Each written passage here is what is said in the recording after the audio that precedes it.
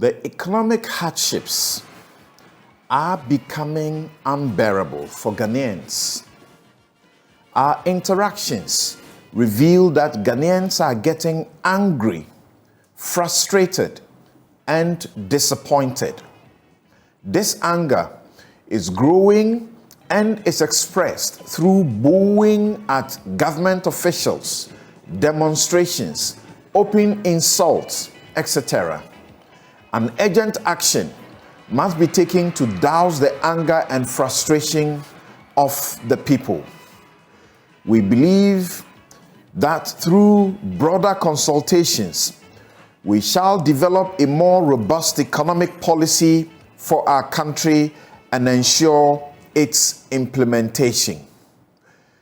I'm quoting from a communique issued by the National Catholic Secretariat.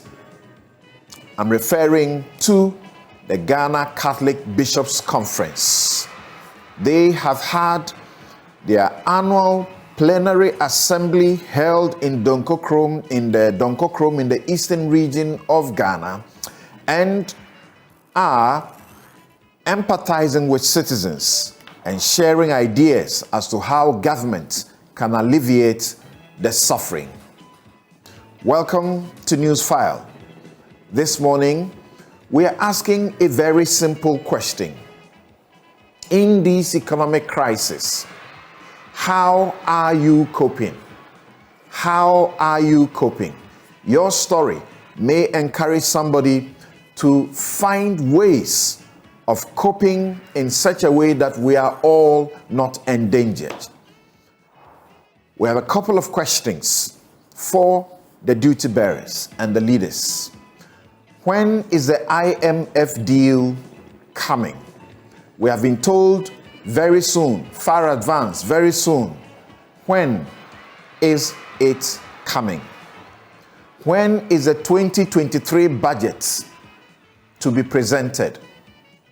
It has been postponed once, but the rhetoric, including from the majority leader, show that we still don't have a budget for 2023. And where is the affordable fuel, cheap fuel, that the president in his address assured government was working at? Remember that once we have cheaper fuel, things will definitely come down. If you have checked on the streets, it will appear you don't see the usual traffic. You may want to find out why that is so. The Ministry of Food and Agriculture has set up a grocery shop to compete with the market queens. How is that doing? Is that a solution or part of the solution? But more importantly, as the president says, he wants us, that we are all in this together, and he wants us to support him in this process.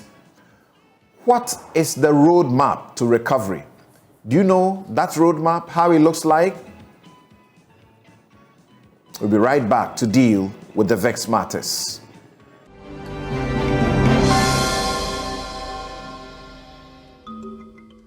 And the title of my take is Anansi's Galamsey Economy Serious Than MP's Bribe Scandal. Occupy Ghana has petitioned the OSP to investigate the case of the corrupt, wealthy businessman who went to Parliament a couple of weeks ago with bags of cash to bribe 95 MPP MPs who demanded publicly the sacking of Finance Minister Ken Ofori-Atta and his deputy Charles Dubois. The OSP, good news, has quickly commenced investigations. Trust Occupy Ghana to literally hound the OSP to ensure this serious criminal conduct is not allowed to slide if there was any such sign. A businessman carted cash to Parliament as bribes for 95 lawmakers who refused to name him, let alone cause his arrest for such a serious crime. And political and moral leaders of this country act as if nothing has happened. Spokesperson for the MPs, a lawyer of, quote, good character, end quotes, simply told the world a cock and bull story that they took the money but later returned it and advised this wealthy man, who should be in custody, against the conduct. The majority leader, Oseche Mensah-Bonsu, corroborated the allegation, and we have not heard anything about his promise that Parliament will investigate it. How many of the MPs took the bribe, and at what time did how many of them return it to this corrupt businessman, who had to wait for how long to take back his bribe money? If we can't be held by CCTV in Parliament, none of the MPs took evidence of the criminal conduct they were so appalled by. Until these MPs name, shame, and get this businessman jailed, I elect never to believe them. And I hope their constituents will not support the conduct, and they will show that by punishing them at the polls. Well, I know the politics. They may not do it. What country are we building for our children? The constitutional imperative is that, quote, the state shall take steps to eradicate corrupt practices and the abuse of power, end quote. We all have a patriotic and legal duty to report crime when it happens. Lawmakers have an even higher obligation. So what are they telling us? What serious country with citizens of good character and serious leaders accept this kind of conduct?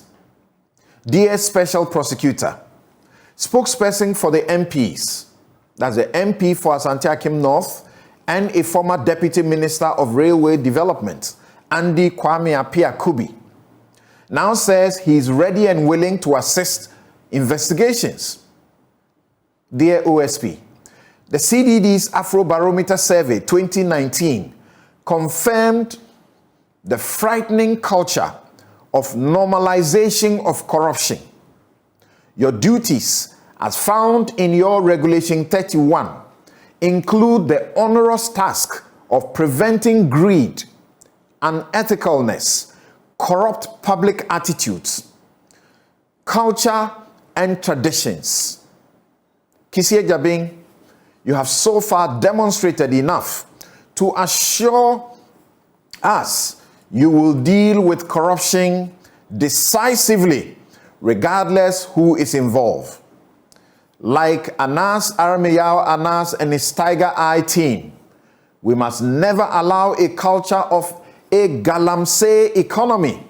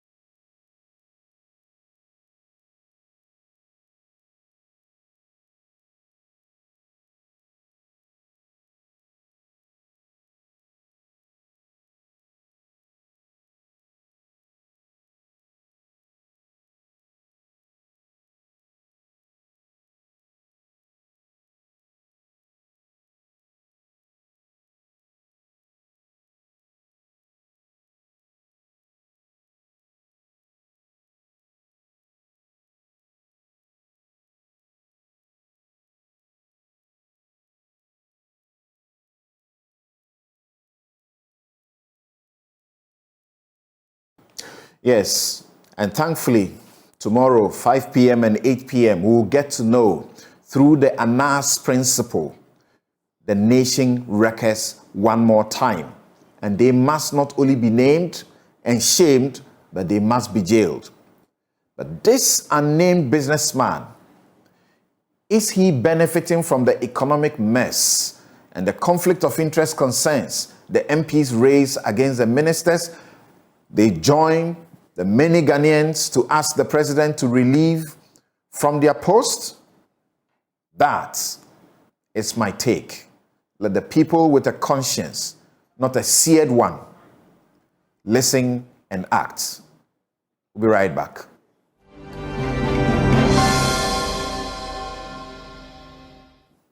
You're welcome back. A Newsfile is brought to you by the kindest sponsorship of Bank of Africa, as strong as a group and close as a partner. MTN everywhere you go. Star Assurance, your solid partner. Ashesi University, educating ethical and entrepreneur leaders for Africa. Robert & Sons Optical Services, your comprehensive eye care service provider for 31 years.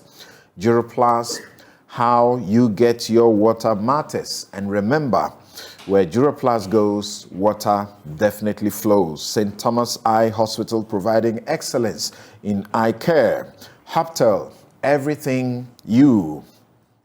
Miwe Insurance, dial *165# on the MTN to join.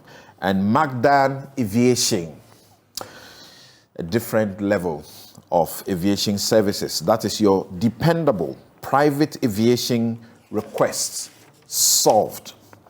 Just like that, solved. Thank you very much. And talking about it just, brings one of my guests here in the studio to mind, Dr. Theo Echampong, political risk analyst and economist. From my checks, monitoring you on social media, you have been globe-trotting. Maybe you need some, Magdan treatment. Private jet, they'll fly you around the place so you do your business. Thank you very much and welcome to Ghana. Pleasure to be here. Right. You live in the UK, but it's like you're at home almost all the time. Yes, the nature of the work we do as an economist, sometimes political risk takes me all around, but particularly in Africa. I love the continent, and more so even Ghana. So sometimes when you see certain development, it hits you. Right. In that regard. Right. But yes, right. This is home. Yeah, talking about the continent, I think I saw you was it in Zambia? Yes. In the course of the week. Yes. And around the same time, we saw this publication out there, and we can't be proud about this. This is not the first time we're seeing that you're making a lot of inroads. Petroleum Resource Management in Africa, lessons from 10 years of oil and gas production in Ghana. This is by Palgrave Macmillan and is edited by Theophilus Echampong and Thomas Kojo Stevens. What's it about? So we wanted to actually tell the story of 10 years of oil and gas in Ghana. Normally, the story is scattered. And we wanted to bring the perspectives of both the policymakers, the people who were right in the deep of the action, as well as the academic perspective. So we edited this big 650-page volume. 650 pages. Yes, with contributions from a number of people, but some of the key ones off the top of my head. Former President Kufuor gratefully wrote a chapter on some of the actions that they took in the lead up to Jubilee. We had Chachu Chikata, the former GMPC boss, also writing about the GMPC story. We had people at the Petroleum Commission, Fui Chikata, also writing, former Finance Minister Seth Tekpe writing, and then a bunch of academics also all bringing their perspectives. An assembly of experts and people with great insights. Yes. So definitely this will not be needed only in Ghana, but we in Ghana do need it a lot. How do I get it? Yes, so there are a few copies that I brought, but mostly can be ordered online. We're planning a big launch of the book itself in the next couple of weeks that would be communicated. But largely for now, you can get it online, and then we can also get a few copies. Great. And we're excited to know that is being sold at a price not intended to make profit. Thank you very much. And also here in the studio is Dr. Tia Abdul Kabiru Mahama, who is Economic Advisor, Office of the Vice President. Thank you for making the time to join us. Thank you very much, Councillor. Great. Yeah. We also have Joseph Obeng, National President, Ghana Union of Traders Association, GUTA. He's been in our studios a few times, particularly as the CD misbehaves and his, members suffer the most, so to speak. Yao Edupoku is Chairman, Competitive African Rice Platform Ghana chapter under the ECOWAS Rice Observatory, Abuja, ECOWAS Secretariat. Gideon Abuaji is Chief Operating Officer of Dragon Group of Companies and Agribusiness Expert.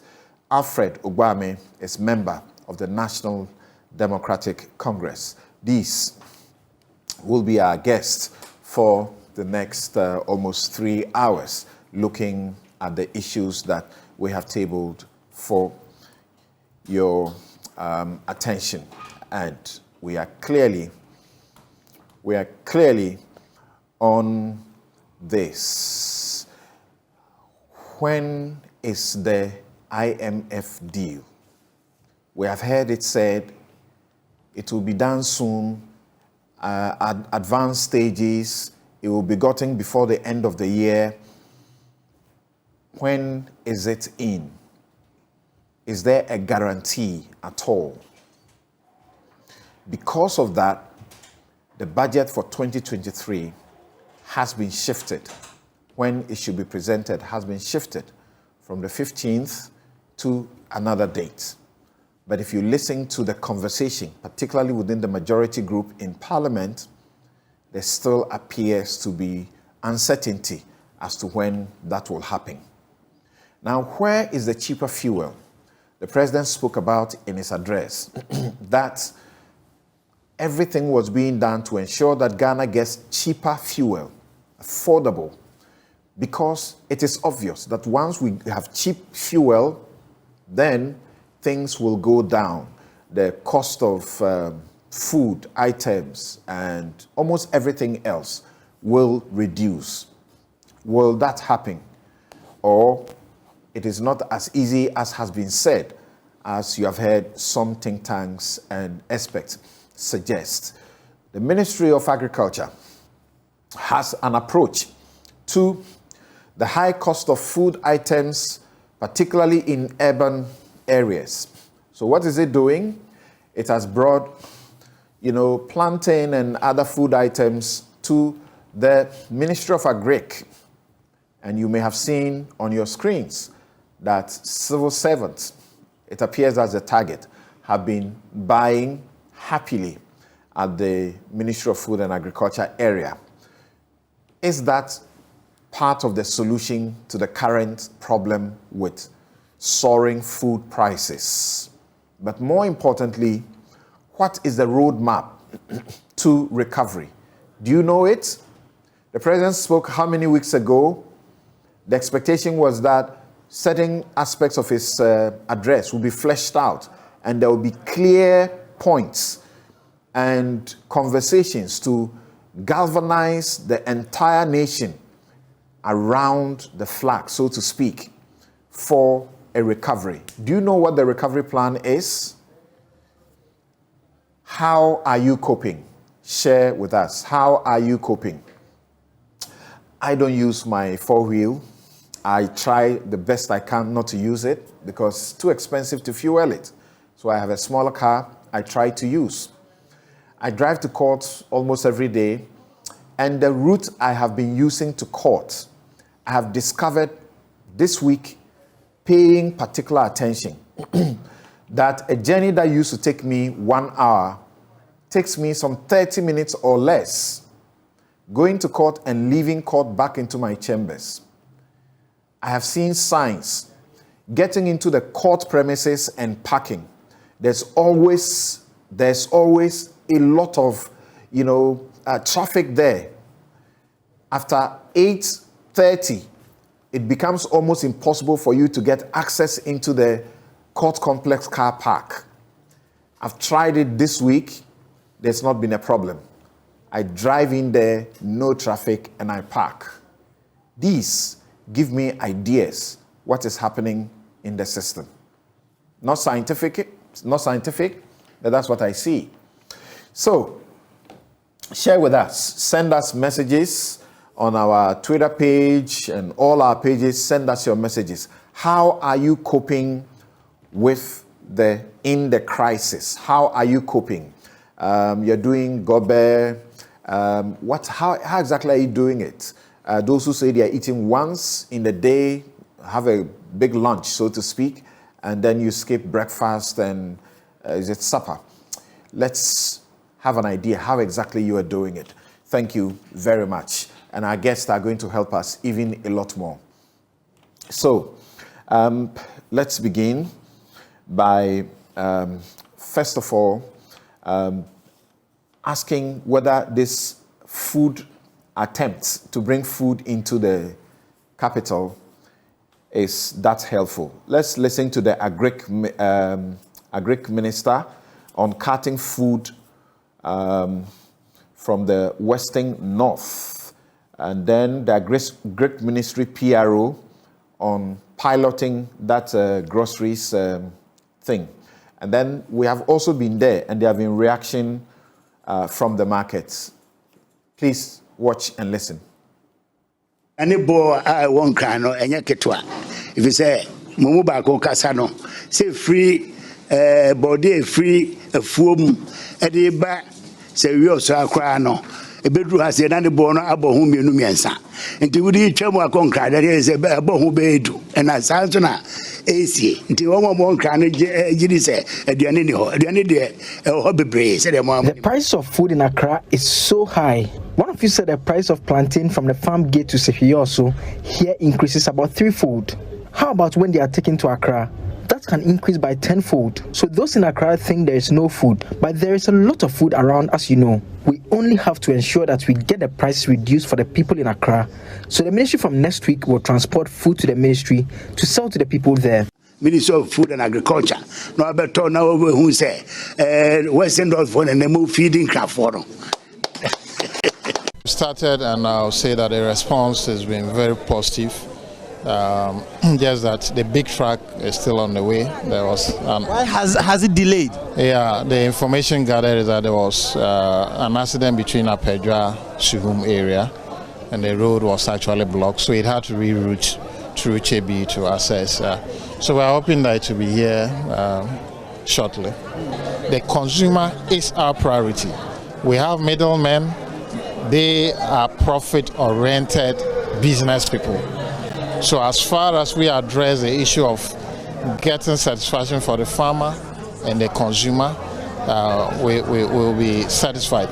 Now the minister on the tour of 5 regions, Western North, Western region, Central, Volta and Otu region, was actually taken aback by the availability of food and the prices at the farm gate compared to what we have. People that are working from their offices say that comparing the price that has been given to the bunch of plantain here to what they buy in the market, really there is no much difference. Yes, so a lot of efforts has been put into the modalities, and like I said, our concern is the farmer. The farmer should get what is due him.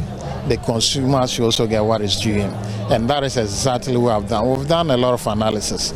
We've taken prices in the open market. Let me cite Marginal Market or Abubuloshi or wherever, food markets. We've taken records of what goes into the pricing.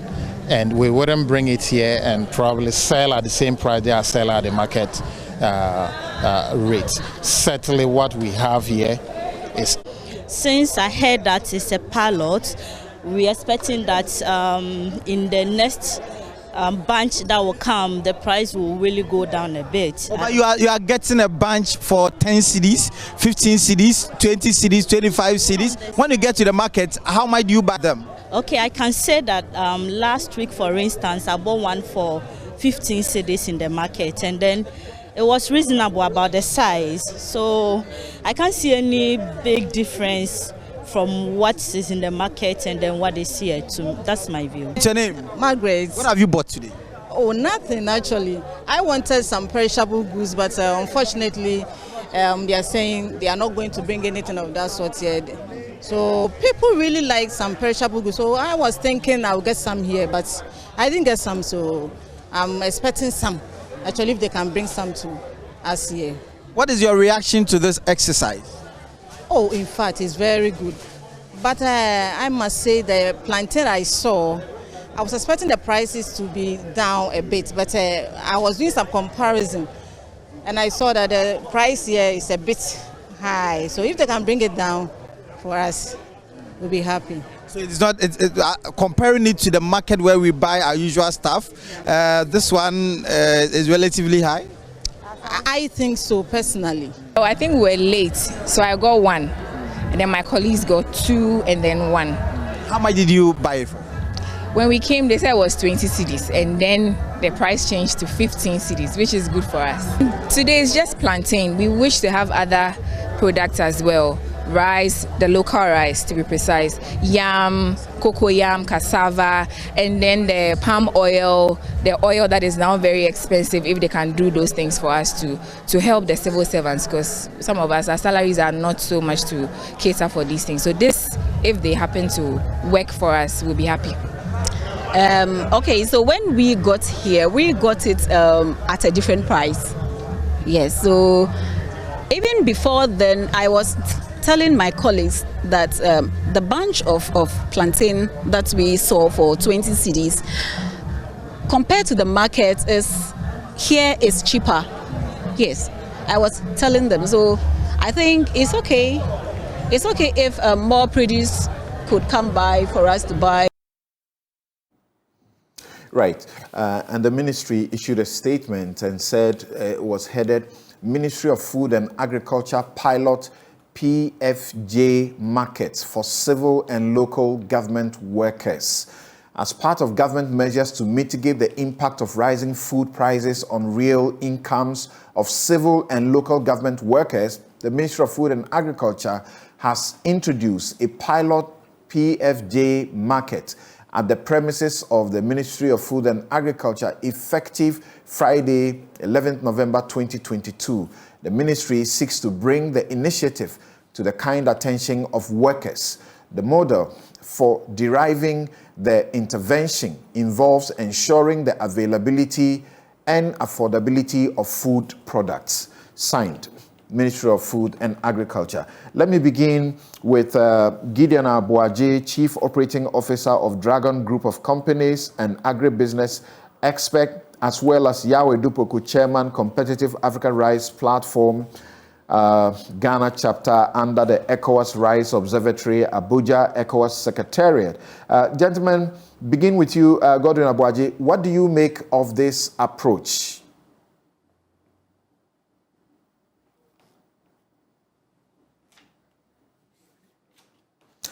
Yes, Gideon.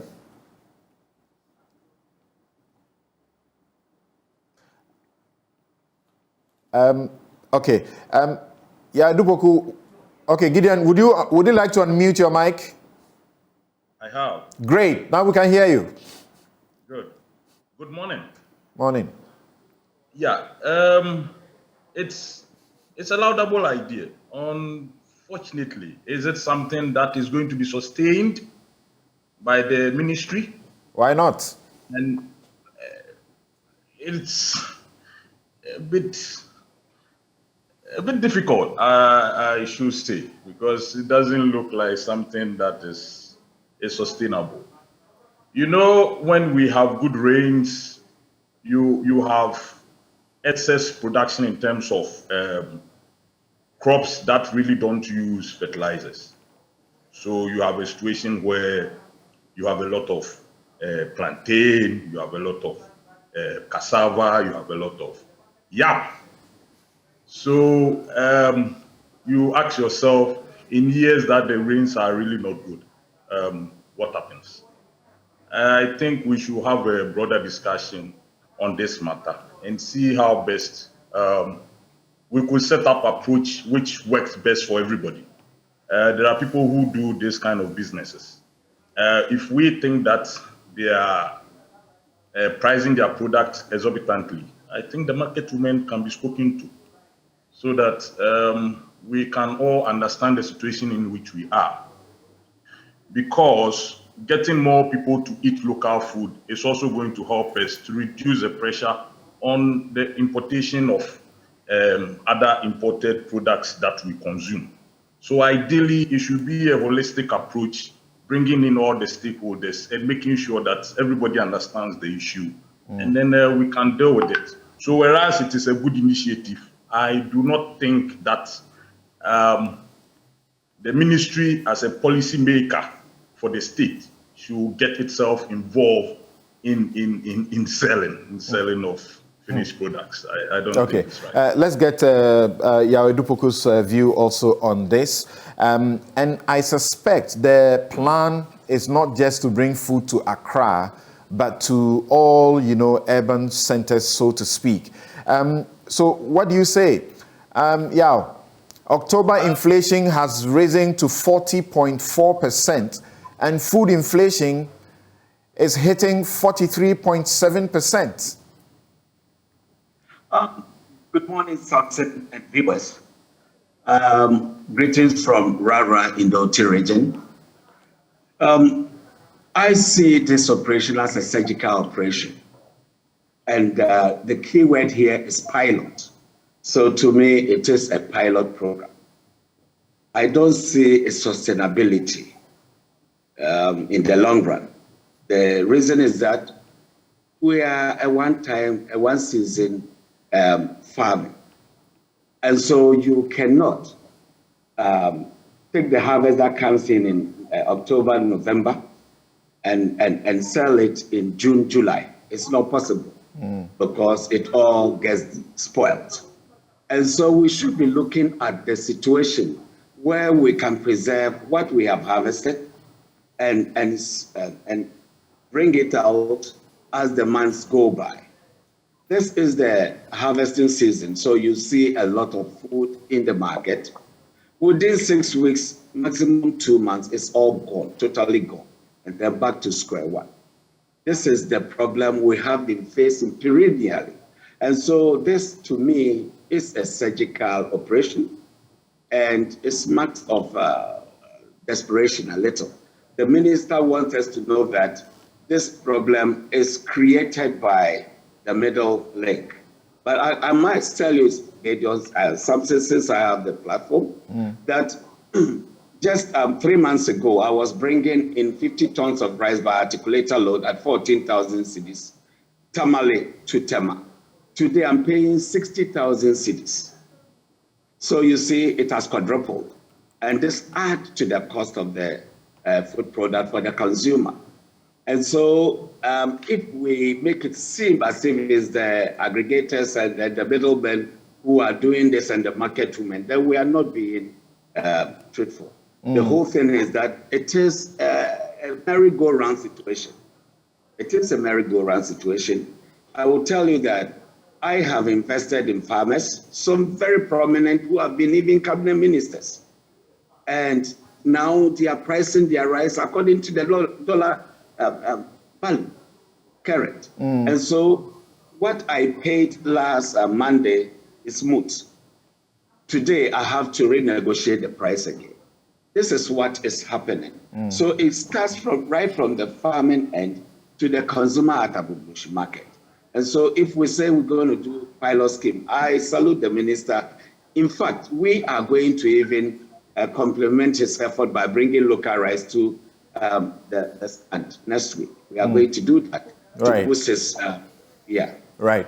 Dr. Theo Champong, the president has been meeting groups, and one of the groups that the president met Friday was the CSOs, the organization of CSOs that have come together, known as a Coalition for Democratic Accountability and Inclusive Governance, the Citizens Coalition. And the Citizens Coalition, among the things they told, the president, led by Dr. Kojo Pumpuni Asante, was that the vulnerable people were really hit hard by the present circumstances, and they needed protection. Vulnerable groups particularly needed protection. But among the things he says is that, he says, look, I don't mind if we try things and fail, but we have to try some new things. So this is where we are. We have to try anything that works. So whether or not it's sustainable, we still have to do it. Yes, we have to try new things. But the process of thinking that goes into the trying is actually as important, because I think in the midst of a crisis is where you have the biggest opportunity to start thinking long term. And yes, we do, and I personally do commend the minister for what he's trying to do with these PFJ markets. The word they used there was a pilot, right? Which is an attempt at trying or an attempt at solving some of the problems. But the issue of sustainability is key. And as the two speakers have very well alluded to, you're only doing typically one crop cycle a year, and it's all driven by the rain. Number two, even if we have enough, we normally are not buying them and storing them in the lean season, and therefore be able to use it when the needs sort of arise. The third point also in this whole trying process is we must, or to what extent are we ensuring that this doesn't sit just in Accra, but it goes down to the district? So, for example, I'd love to see similar stores being set up across all our MMDAs, and we're feeding some of the foods to them. You can go back to our recent, I'm a student of economic history, and if you go back during when we had the food distribution company and things like that, yes. I wasn't born then, but there were these famous kiosks dotted all over the place where people could go and get some of these, grains. But the problem really is it comes down to cost.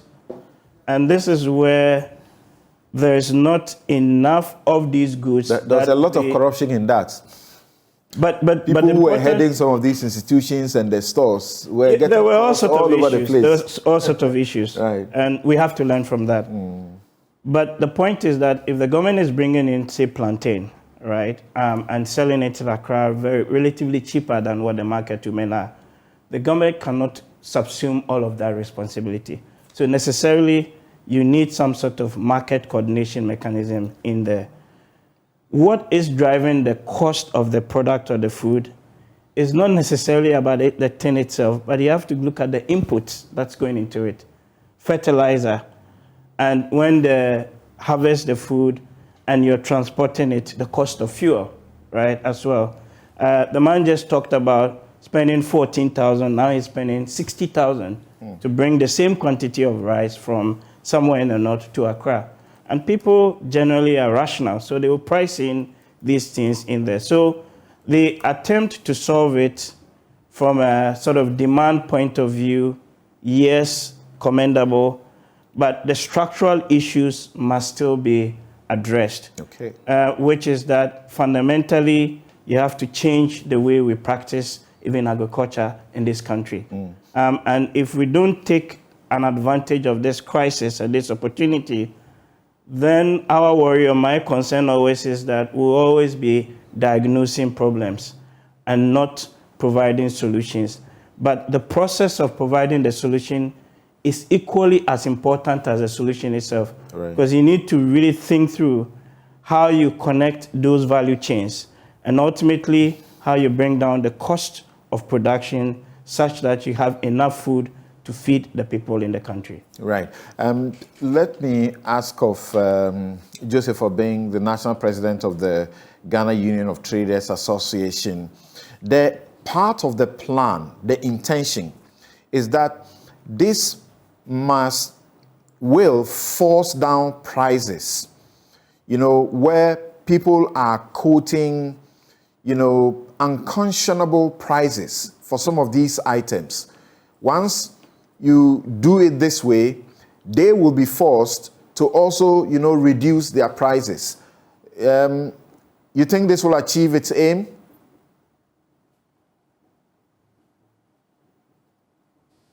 Hello, Ms. Obing.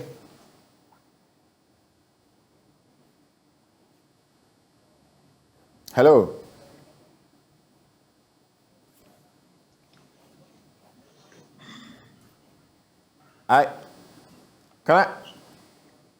You want to unmute?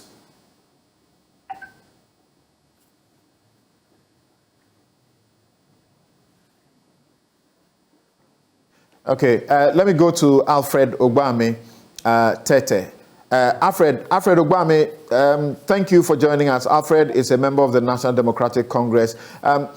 You hear in the statement that this is intended for civil and local government workers. And where it is brought to in Accra, clearly a very convenient place where you find some of these workers. Shouldn't it go beyond just these people? Because they are not the only ones who are suffering the crisis. Well, Samson, good morning to you and everyone there. As a policy initiative, you got to start somewhere. So it's a good idea to begin somewhere. Quite clearly, if this were to be the practice, it would be unsustainable because then it would be at a very isolated point, even in Accra. And as you yourself suggested earlier, one would expect that these things ought to be spread across the regions as well. So I do not think that is a bad idea altogether. Again, because it's a concept that has just started, I'm sure they will take on board some of these criticisms and reviews. My problem is the effort to sell a certain narrative, which is unsustainable. The narrative that the market women are necessarily milking Ghanaians out of this crisis. And that narrative is unsustainable because, you see, from your own news report, those who bought clearly said when they compare the market price and what was there, the difference isn't that huge. Again, if you had followed news reports, the market quoted between 25 to 35 cedis. And these are people who were buying items between 15 to 25. Of course, 15 to 25, I'm sure there will be differences in terms of the quantity or bunch of plantain and all that they will get. So the attempt to suggest that the upward increase in prices of goods out there is a result of middlemen and market women, milking Ghanaians, can't be sustained even on the basis of what is being done. Again, if you take a look at the one who spoke and said, if you analyze his cost of transport from 14,000 to 60,000, the rice producer, it tells you a lot, and it tells you where the problem right from the start comes from. The problem ought to be identified, and the problem has to do with the cost of transport. I met a transport driver who transport goods from Kintampo to Accra. And at the time, that was before diesel started selling at 105. It was at the time 89 cedis a gallon. And he had this double tank reserve. And he said he used almost 55,000, that's 50 million Ghana cedis, to transport items from Kintampo to Accra. And his complaint was that, look, he was working for fuel. If he was going back, he was virtually going to spend the same to go back. That's 10,000, 100 million. Now, you think whoever brought him from Kintampo to Accra would not put the cost of these on the goods he brought from Kintampo to Accra? Come on, basic sense. That is what will happen. So you may get products cheap at the farm gates, but if you calculate the cost of transport from the farm gates to Accra, you realize that a chunk of the cost would go into transport. And that brings me to the point. In all this, have we been told the cost of transport by the ministry? Because we've had instances where we've been told, oh, things are cheap, they are being done on cost. Before you realize the cost, when ultimately comes, then you ask yourself, was it even worth it? If the cost of this transport of these plantains to Accra, in the end, will be more than ordinary people going to the market, then clearly it will not be worth it. Again, the question of sustainability long term comes in. Like everybody has said, I mean, we're in the rainy season, plantains, this is the season. Can we sustain this beyond this season? I doubt. It's something that clearly we cannot do.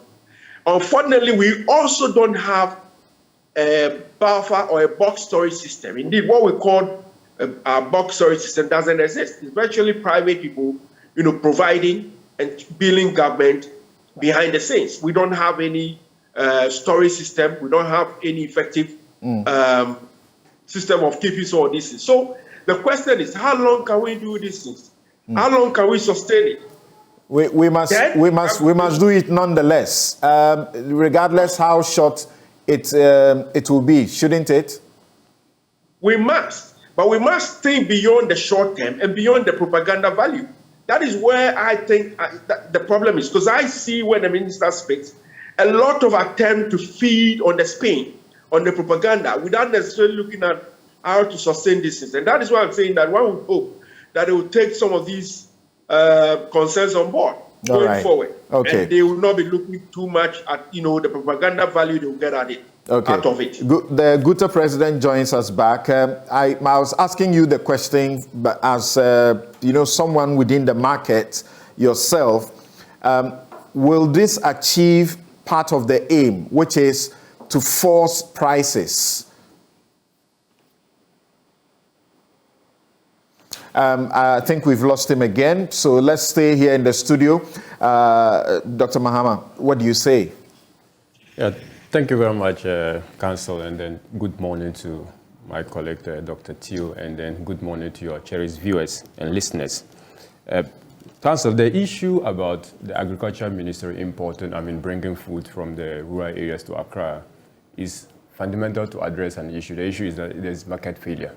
The assessment of government is that there is some discrepancies between the supply and then the demand, and that the cost match, the transfer of cost from the seller to the buyer, that is not proportionate to the import cost, as been noted by my colleague Dr. Teo. And now, how to address it? Government will have to come in, because the business of government, if you're operating a liberalized system or liberalized market, the business of government is sometimes to correct market inefficiency, to correct the failure of the market. So the intervention by the ministry is purely to correct a terminal problem. And I am terming a terminal problem because we don't expect that, because 3 years ago, we were not having the Ministry of Agriculture having to force itself into the business of bringing foodstuff into the market center for people to buy. We are asking why. Look, your previous speakers just at the ministry, though, there's a small market there. I think you can get a few, local stuff there at relatively very good prices. Yeah. Yeah. So you see, the core mandate of the ministry is not to be trading stock. It's not to be trading foodstuff. That is well established. But they are just coming into this particular stopgap measure to address a problem.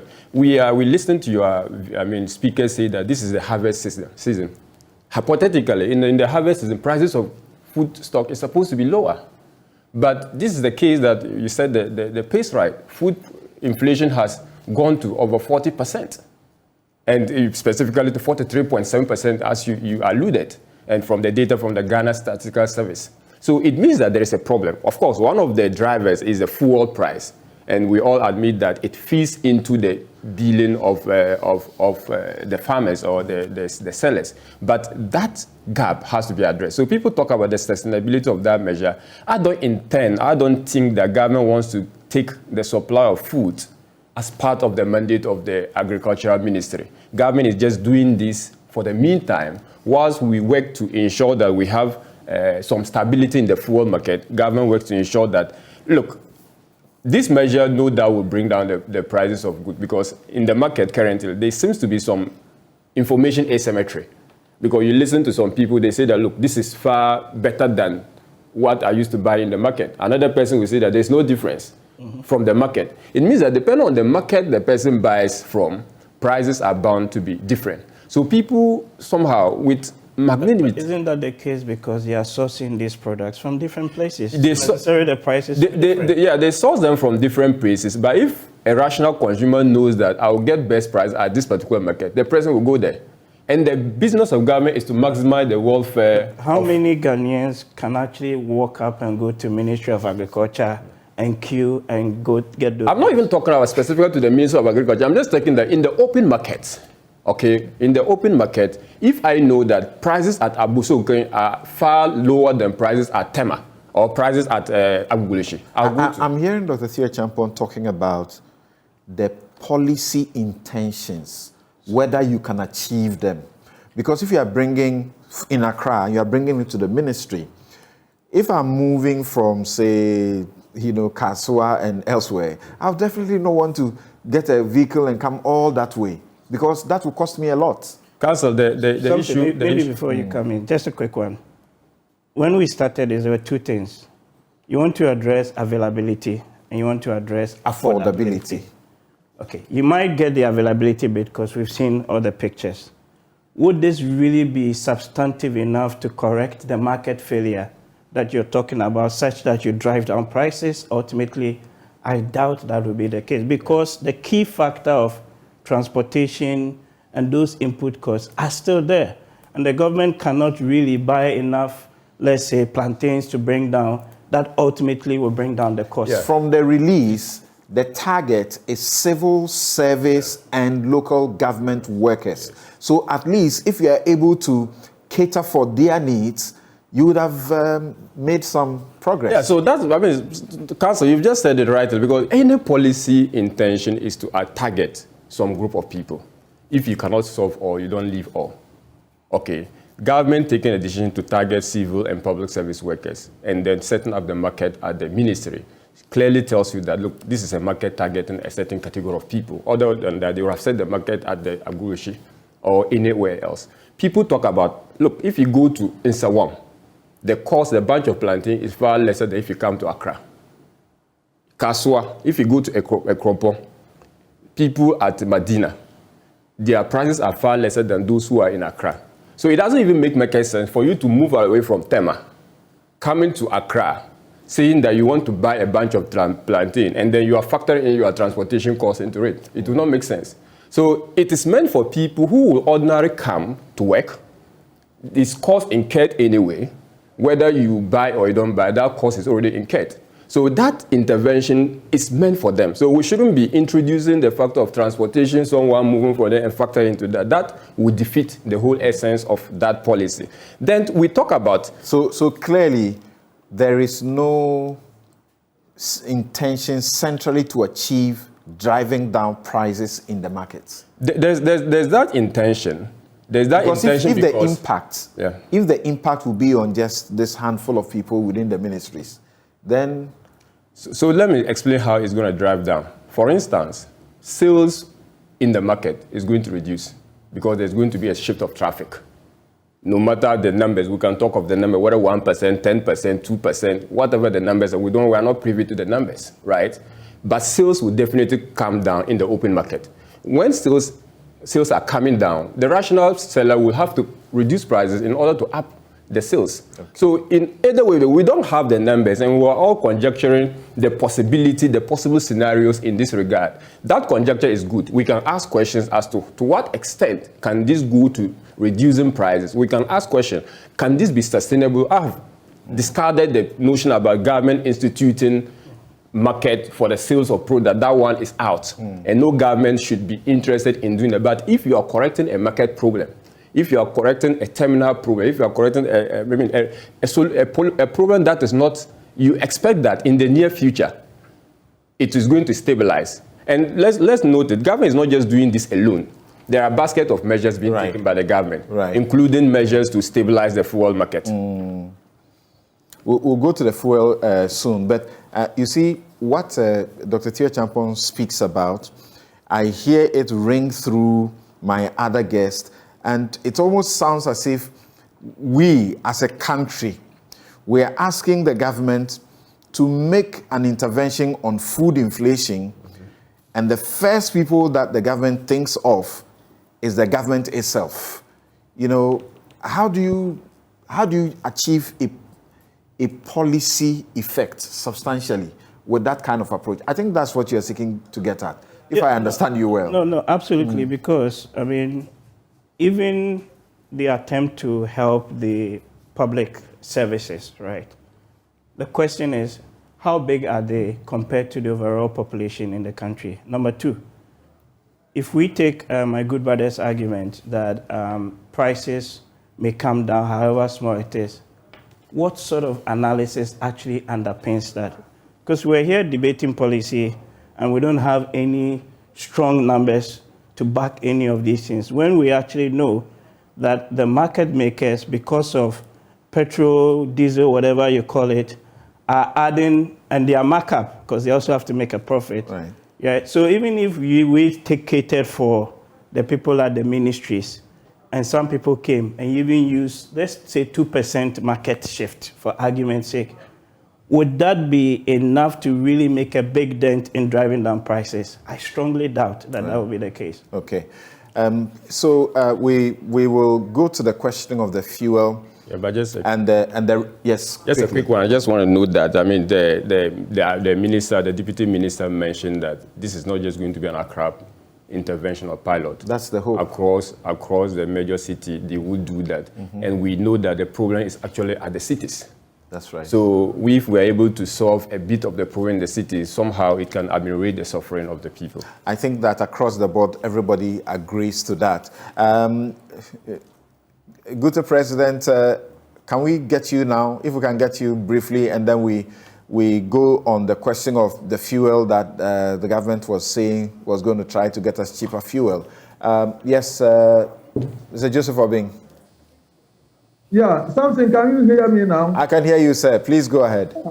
I'm very happy because this topic is very important for the trading community. Okay. Yeah. Well, what we are doing and the narrative that goes with it, it suggests that we are inciting the public against us, that we are profiteering. But that is not the case. We are not ashamed that we are adding value and a service, and that we are the distributive arm to this farming produce, and that we add profit, and that we have challenges that is also associated with it. Sometimes these goods going back, can they sustain it? Why are they not adding products like tomatoes that will go waste? Because when you buy these goods and it goes waste, you have to also calculate and add it to your costing. And we've done this, and they don't even know the structures of this market. The market, if you comb it well, we have a market that are very cheap, and that people go from other geographical areas to go and buy from this market also to another geographical area, and they add value. And so all these processes add some cost. But it's not that we are profiteering, not at all. We provide a great service to the nation. But let's ask ourselves, is this the way to go? No. I'm even surprised that we are doing this because we have been there before. You remember food distribution of old? Food distribution, were we able to sustain it? Because this one, they are doing the pilot, and they will make everything to convince authorities that it can work. And then the corruption and all that sets in.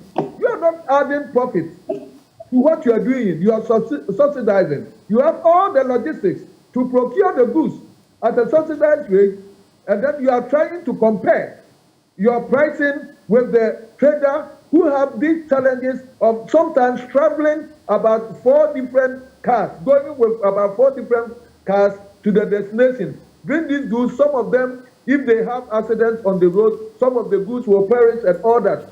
And then you, with all these logistics, you are comparing yourself to them. Is it even the way to go?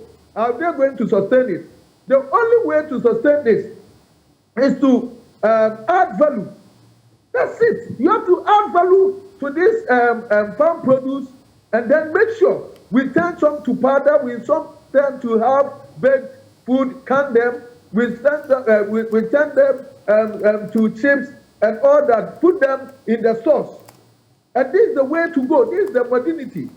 But what you're doing, trying to compete themselves, a whole ministry competing with the vulnerable traders who do not have the logistics and trying to let the whole Ghana know that traders are taking advantage, forgetting that this is the opportunity that some of us also make a living and take care of their children. Despite all the challenges that we go through, some of these goods being perished. Why are they not bringing tomatoes? They will bring tomatoes today, and then the following day, it is all gone. You know, when you go to the market, and then you want to pick tomatoes, you know that sometimes you hold the tomatoes and press it, whether it is soft or not.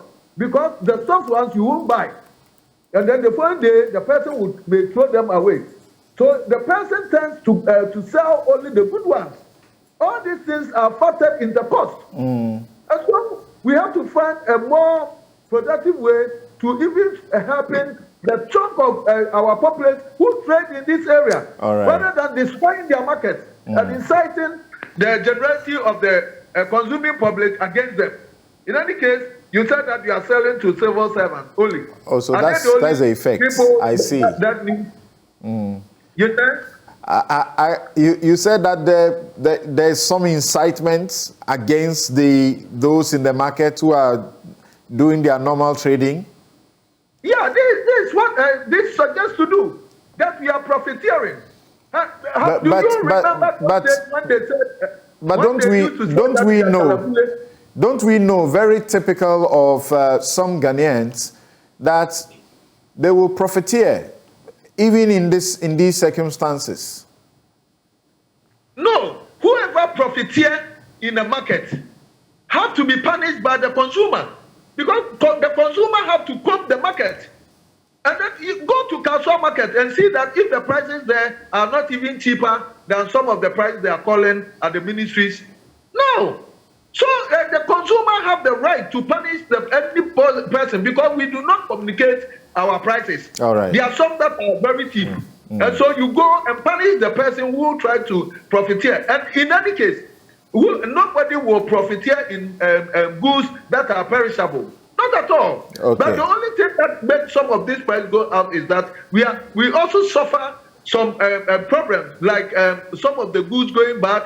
Sometimes their car gets spoiled in the way, and then some of them go bad.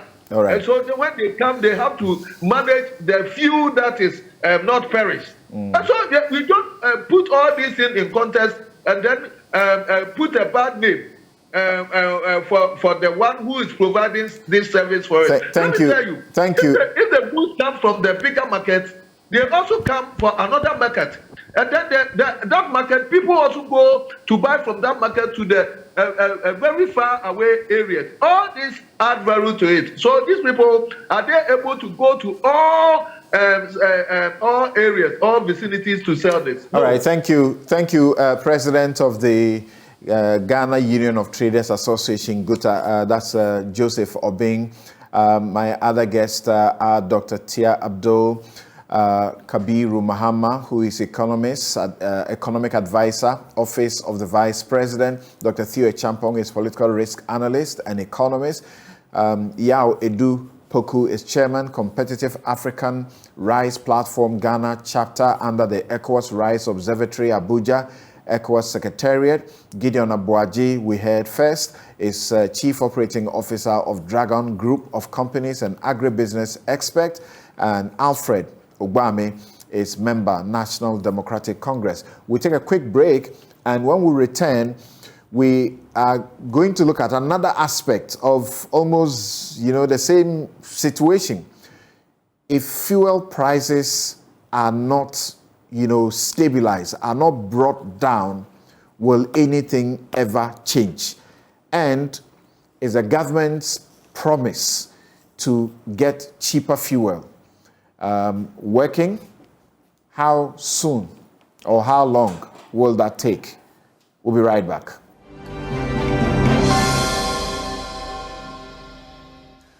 You're welcome back. This is Newsfile. It's your most authoritative news analysis platform. And here on Newsfile, we put Ghana first.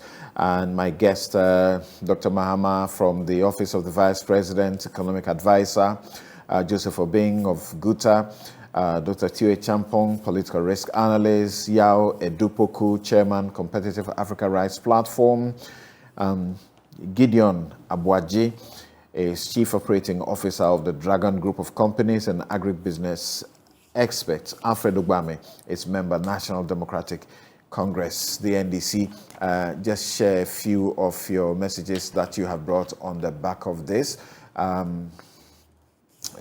You say that this is a fire service approach. Well, fire service approach, is it always wrong? Another texter says that can we have your real names? If you are tweeting, you should have a real name to use. Loris15 says, it's good if they can replicate such moves across all regions by giving vehicles to transport foodstuff such as rice, plantain, yam, and other products, such as eggs and tin and other products to designated sales points across the districts. It will help beat the prices down. Submens says this is a firefighting approach. Soon it will be announced the produce have run out due to high patronage. And then you didn't identify. So you say, let's wait patiently for the Minister or Auditor General to come out with the details of how much government money was used to subsidize the actual cost. That's the problem. Raj Jima says, good initiative. Now they should carry it out in each district concurrently across the country. Akosia says, my own is, what's the Agric Minister going to do with the section of Ghanaians who are not civil servants but are paying ridiculous prices for agricultural produce in our markets? Because we know if you decide to buy from the ministries, the workers will always be prioritized. Nana Jebi, what the Ministry of Agriculture did is very reasonable, and we urge them to think of creating markets in various areas like Elwak Stadium, Independence Square, Tema Park, Adenta Park, etc. Kobe says, wait till they bring out the budgets on the cost of transporting the food stuff to Accra. Your head will hurt. And this one says, certified RNA. In all of this, the farmer has been forgotten. Hope they paid good price to them, though they will, they'll give them peanuts. Thanks for the message that you sent. And there are people who are worried that now that we are clearly in trouble, we are going to the farm gates and trying to make it even easy to bring the produce to town. But the times when we should be doing this, we don't, and the food gets rotting. They produce it and they lose completely. Some have concerns about the 1D, 1F. There's one entity that's trying to make produce locally. Some important, common goods, and they are not being given the opportunity among others because they are being told by the banks that have assessed them after they set up a whole factory that there is a lot of importation of the product. And so when they give them the money, they will not be able to recoup and pay back, So what are we trying to do? We should have our policies right and determine what we want exactly to do. Now, let's get back to this. And I'll start with Dr. Theo Champong. The president gave us the assurance when he gave his speech.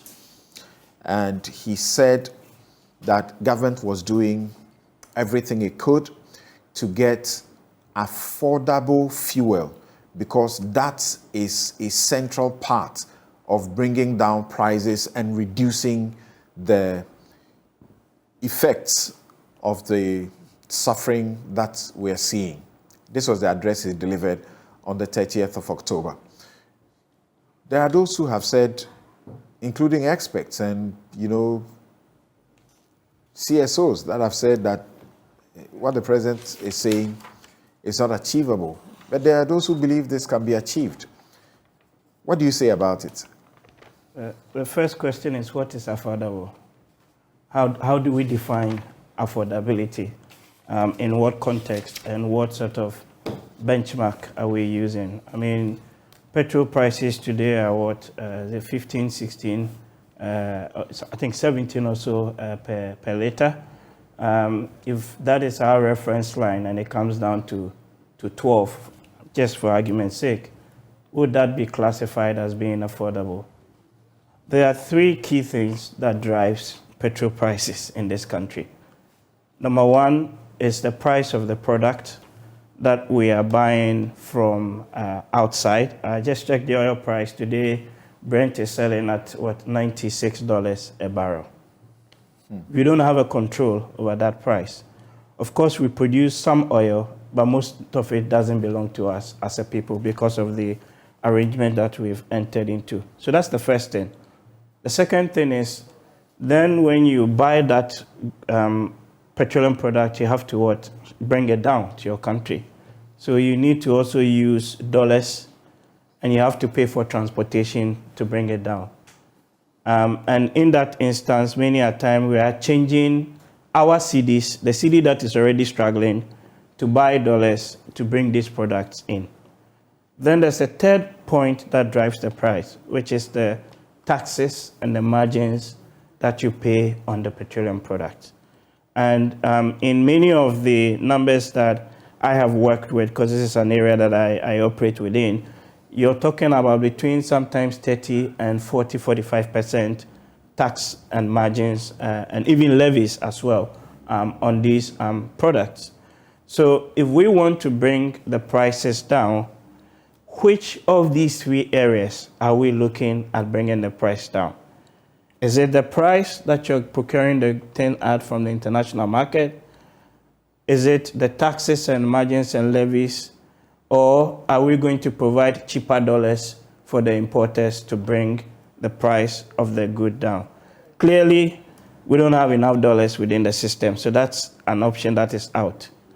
Number two, we also are not or haven't brought down significantly the tax. So specifically, and the levies. This is what he said. He said, I know that the increasing cost of living is the number one concern for all of us. And that's why we have isolated this for a discussion. Yes. It is driven by fast escalating fuel prices at the pumps, which is caused by high crude oil prices on the world market and our depreciated currency. Yes. I know that this is putting intolerable pressure on families and businesses. I know that people are being driven to make choices they should not have to make. And I know that it has led to the devaluation of capital of traders and painfully accumulated savings. Furthermore, government is working to secure reliable and regular sources of affordable petroleum products.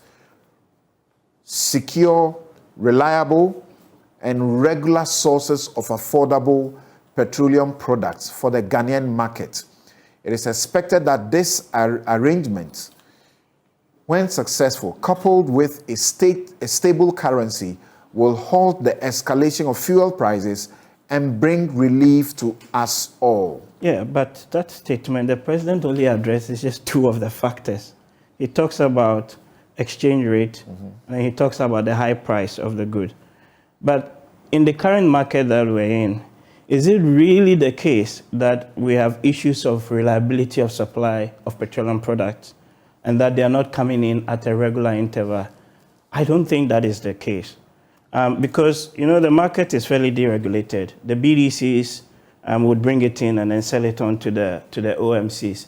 And within that, they would take into account the three factors that I've talked about. So unless the government is saying that they're going to negotiate some of the importation, right, that comes in with their external partners and be able to get a relatively cheaper price. So let's stick with the crude oil price today, $96 a barrel. If the government could negotiate with their counterparts and get it to, let's say, even $90 a barrel, then you're addressing one strand of those three things that drive the price. And that could bring things down.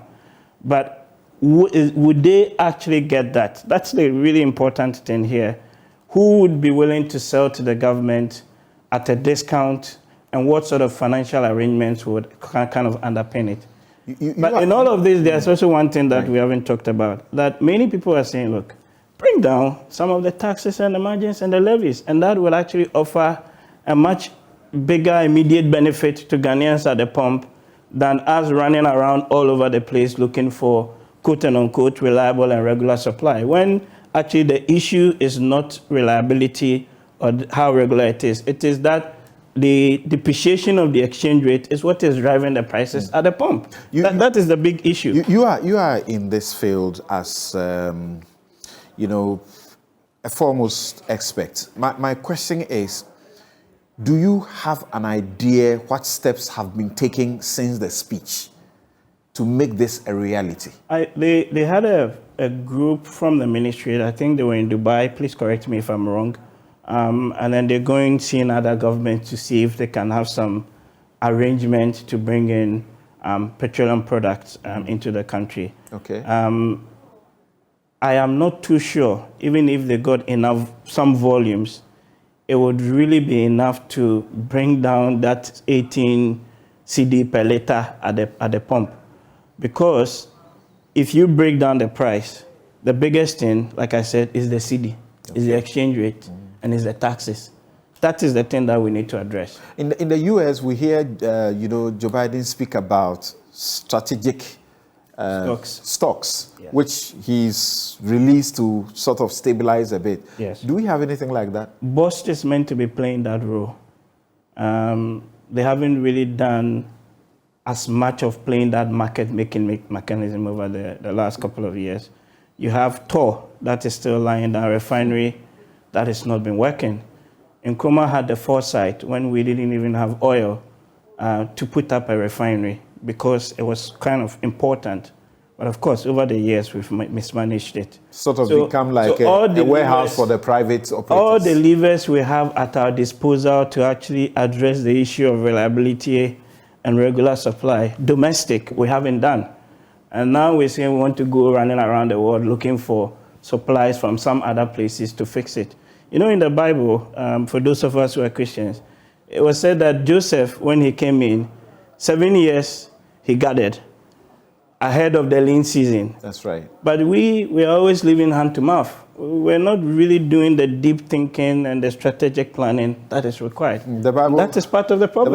The Bible directs us to go check the ant and how learn his it goes about its ways. Yes. Yes. So, you know, the expectation had been that, and the president said it, from the 30th, that subsequently the nation will be informed, because you want to carry people along with you. The nation will be informed. These are the steps that are being taken.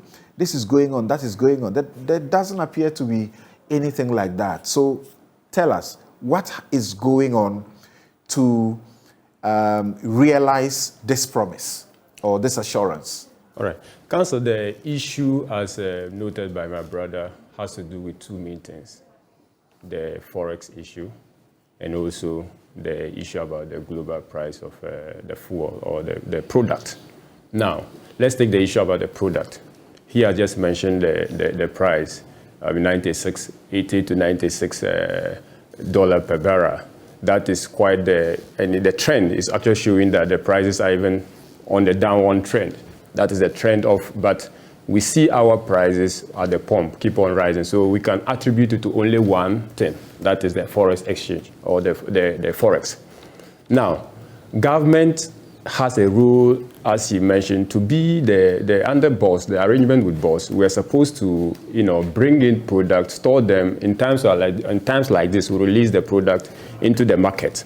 Now, boss hasn't been doing that, but the crisis has actually alerted government of the need to revisit some of this discussion. Now, the team was sent to UAE, comprising of the members from the Ministry of Energy. Their role was simply this: engage government to government fuel supply. That is a bilateral engagement, where we have, the biggest supplier of fuel product in the market is, especially in the United Arab Emirates, is ENOC Petroleum. ENOC is one of the leading supplier. Government intention is to engage this national company, and this national company would provide the product to Ghana, the BDCs in Ghana. Now, we have, let me even know this, even on the back of most of our product, he knows that it's coming from the Europe. Rotterdam area, Amsterdam area, that is where our product is coming from. Prices in that region is quite higher than those who get their product from Russia. It's quite higher than those who get their product from UAE. Okay, so our source market for the fuel itself is quite expensive. Now, can government change the source market for the product? That is one of the things on the table. And that is why we went to the United Arab Emirates, to see whether that source, which of course on the records, on the books, their source is quite cheaper than the source we are taking from. That is one. Two. Are they not part of the OPEC group? They are part of the OPEC group, but is there the possibility for them? Are there not rules that they are unable to break and to deal with you? Some are not actual oil producing. They are, because they have refineries set up in those countries. They put on all the cost of transporting the crude product into that region, refining before they sell. But where you have a country producing and refining, the cost is likely to be down. So apart from the standardized price, there are also country-specific cost additions to this particular, to the product. I'll just using my, for example, I don't know if this is a good example. As a lawyer, we have what we call the scale of fees. A lawyer is supposed to charge between a certain minimum and a certain maximum. You are not supposed to charge below the minimum or charge above the maximum. If you charge below the minimum, you are underestimating your fees and you can be punished. You can actually lose your license to practice. If you charge above the maximum, you are overestimating your fees and you can also lose your license to practice. When they are within the OPEC group that has their rules, are they allowed to enter into a contract with another country like Ghana and then give you a price less than what they would have normally done within the market? So there are two explanations. One, government can go for the lower band. Okay. While some use average, some use the higher band. Government can go for the lower band. That is a respite for the Ghanaian economy. Two, under an emergency and based on your relation with these particular countries, we remember in the time past, under Mills or so, we went to Libya. No, that wasn't under Mills. Maybe that was under Mills. Yeah, we went to Libya for similar arrangement where we had fuel supply from Libya. Now, Nigeria and the Kufuor, we had such arrangements. So when you have good neighbors, when you have good friendships, that would help you in the supply. But we are not even banking on the fact that, because this is a global product, as he mentioned, this country will have to be sustainable. In this crisis, across the globe, no country will be giving charity more than it can sustain. But even if the product is placed at the lower band, the product coming into the country from that source will still going to be cheaper for us. The second bit is about the forex, which is a very important look. Across Africa and across North Africa, a liter of fuel, octane, is around $1. Okay, that is the standard price for a liter of petrol. Okay. Now, when someone is exchanging the rate at 13, one would have expected that a liter would be around 13 Ghana cedi. But because the BDCs claim, and also rightly so, that they don't get all their forex demand from the central bank, and then they have to go to commercial source and as well as the forex bureaus in order to get the forex they need in order to import the prices, they strike an average, which could go as far as 16, 17, based on the source of this forex. That can be addressed by government. Government, of course, he mentioned issue about depleting foreign reserves. Our gold reserves is depleting. But when you have a crisis, you will probably need to. I remember even there was reading the data in Japan, about last month, about 54 billion was used in supporting their currency from the depreciation. It means that they are also spending, they are also exhausting, they are depleting their foreign reserves in order to support their local currency. Government can equally provide to the BDCs, and government is contemplating that option.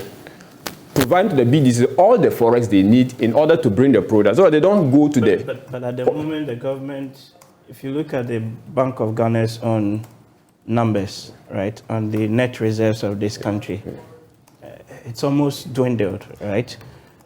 So even the dollars have had to be, of course, rationed sometimes. And the other point, fully agree with you on some of the things you made, but even Russia and the UAE, they are also selling these products in dollars. I agree with that. But let me go around. Yeah, let me go around and come. And because let me just know this one in 30 seconds. In 30 seconds, he mentioned about the issue about levies on this and that they constitute. I know that when you come to the issue of the discussion of the budget, he will tell you the figures. He will mention how it's difficult for government to probably get a program, and he will come back to the issue of how government should probably increase tax or make sure that we get more revenue. Okay.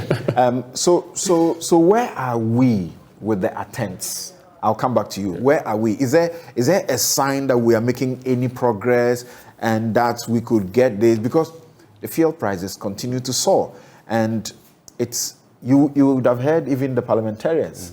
Somebody said he went to buy fuel. He has an attendant to fill his tank. When he was done, he discovered that he couldn't afford it. He had to call a friend to send him Momo to be able to pay. And others have also been saying similar thing. Katie Hammond, he said he was crazy. He didn't understand what was going on. But look, those of you who have not come closer to the circumstances we are in now, those of you getting to the pumps, who are in parliament, who are in government, I hope it helps you to appreciate the difficulty that people are in. People's, the cheapest, cylinder capacity to buy fuel, how much is that? People were filling their tank for 300 to 350 Ghana cedis. Now, they need about 600 plus 700 Ghana cedis. Some are talking about 800 cedis to fill. And then, for those who are using, what cylinder it is, they are talking about 1,000 plus. Look, I've been shocked myself getting to the pumps and buying fuel. It's crazy, crazy. My driver looks at me and says, "Boss, I did into me." All right. So I'm coming to you on Zoom, and this time let's begin with Alfred Ogbame. So two messages in here. Samson, in the matter of cheap fuel, will crude oil from Ghana be sold to other struggling countries at the same preferential price we are seeking, or we will sell ours at the global market price and beg for cheaper stocks? I'm confused. Yes, that's a confusion some people share. One such message here says, so Samson, are we not a pathetic people to be producing oil in commercial quantities and still be globetrotting in search of cheaper and reliable fuel? I know all the explanation, but can't we challenge and supplant them? We must think out of the box where we are now. Yes, Alfred. Well, Samson, thanks for getting back to me again. As you know, I got notice of this program a bit short, but I was doing some search while we were on, and I realized that is countryeconomy.com. If you do an analysis, okay, from January to today, you realize that the expensive, it went higher somewhere around June, which was at $122.71 a barrel. But in between, I think January, it was $117.73 a barrel.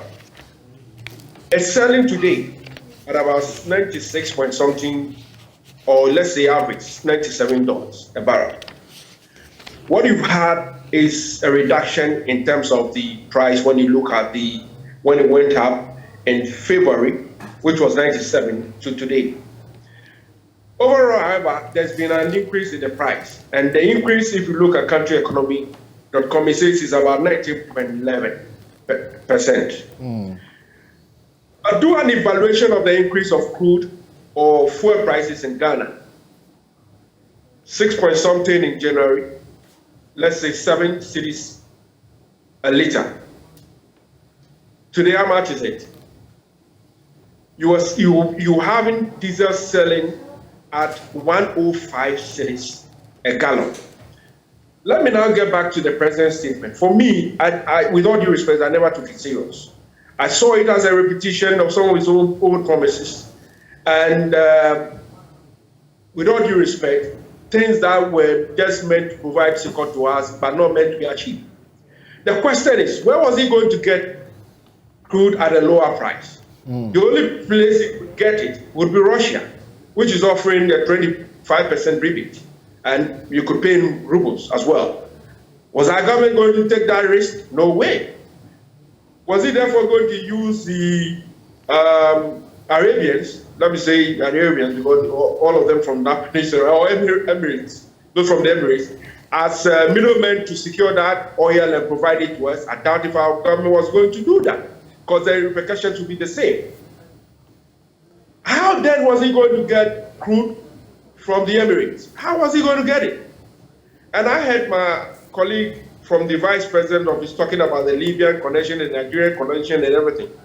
What he doesn't say, or what he doesn't address his mind to, that there were certain circumstances that allowed for cheaper oil to be provided by Libya under Muammar Gaddafi, or even Nigeria under Obasanjo. And therefore, if there is any expectation with Libya, Gaddafi gone, maybe we could look up to Nigeria. I therefore did not see any realistic promise in what the president said. I just thought he meant to provide us something. And that is why there's no resolution, there's no coming from that end. Again, if you take a look at what the president really said, you ask yourself, what are the ingredients for the current pricing we have? The international cost of crude, which I said has been stable and in instances has even reduced. Or if you want to say that is even gone up, it's just about 19.11%. The depreciation of the currency or the forex rate, and then the taxes. A government that says it's going to search for crude outside, cheaper crude, is unwilling to even reduce the taxes it's taking. Indeed, just I think about last week, then LPA issued a directive reintroducing a tax they had suspended for a while. I hope you're aware of that. They just did that last week or so. And then the key issue, if you look at the pricing ingredient, is a question of the depreciation of the currency. Nothing more, nothing less. The price has been relatively stable. The taxes have remained same. They've reduced nothing on it. But the currency has been depreciating at an alarming rate. And that is where the problem has been. I had, again, the colleague from the Vice President's office referencing the fact that the BDCs use a certain rate to import because of the fact that the government itself cannot provide the funds at a certain price to them. Who is responsible for doing that? It is not you, it is not me, it's the same government. It is the same government that allowed them to increase to import crude with a cedi peg at 18 cedis the last time. How did it do that? It's the same government headed by the president. So when those issues are raised to you and I as part of the discussion, it makes you wonder what they expect us to do. Because you cannot be regurgitating problems to us when you are supposed to be solving it. Right. The challenge mainly with the situation we have has to do with the cedi's depreciation, which has made price unsustainable. It's gone up and it's killing everybody. Look. So again, let me, If I may round up. Yeah. They do the same thing they're trying to do with the plantain thing, with even transport. by blaming transport owners of trying to fleece passengers and all that. Look, a tractor which uses diesel goes to buy a gallon of diesel at 105 cents. I'm not sure a gallon of diesel will take it back to and fro from where it is supposed to take passengers. How much do you think it will charge to recover the cost? And so you see the running effect of these high increases on almost everything we are doing. And for me, I would hope that the government realizes that we're heading towards a serious situation. Right. It is not only you and I who are complaining. Some of us have had to find alternative means of coping. And right. So let me get to Gideon Abuaji, Yawedupoku, and also Joseph Obeng. Tell us your reality and why this is central. Getting fuel prices to a certain level is central. The president appears to, underscores that it is the most important thing to do. But what is your reality? How will this change what you do? As we speak, somebody just bought a fuel for his 1.6 engine capacity, and he says he just sent me the receipt. He's paid 836 Ghana cedis, 36 pesos. That's a 1.6 capacity engine. That's serious. Yes, Gideon Abuaji, what do you say?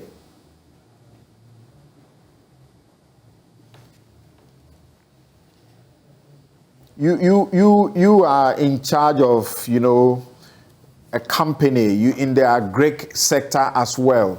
What's your reality and how is this important? How fast do you want some relief in this area?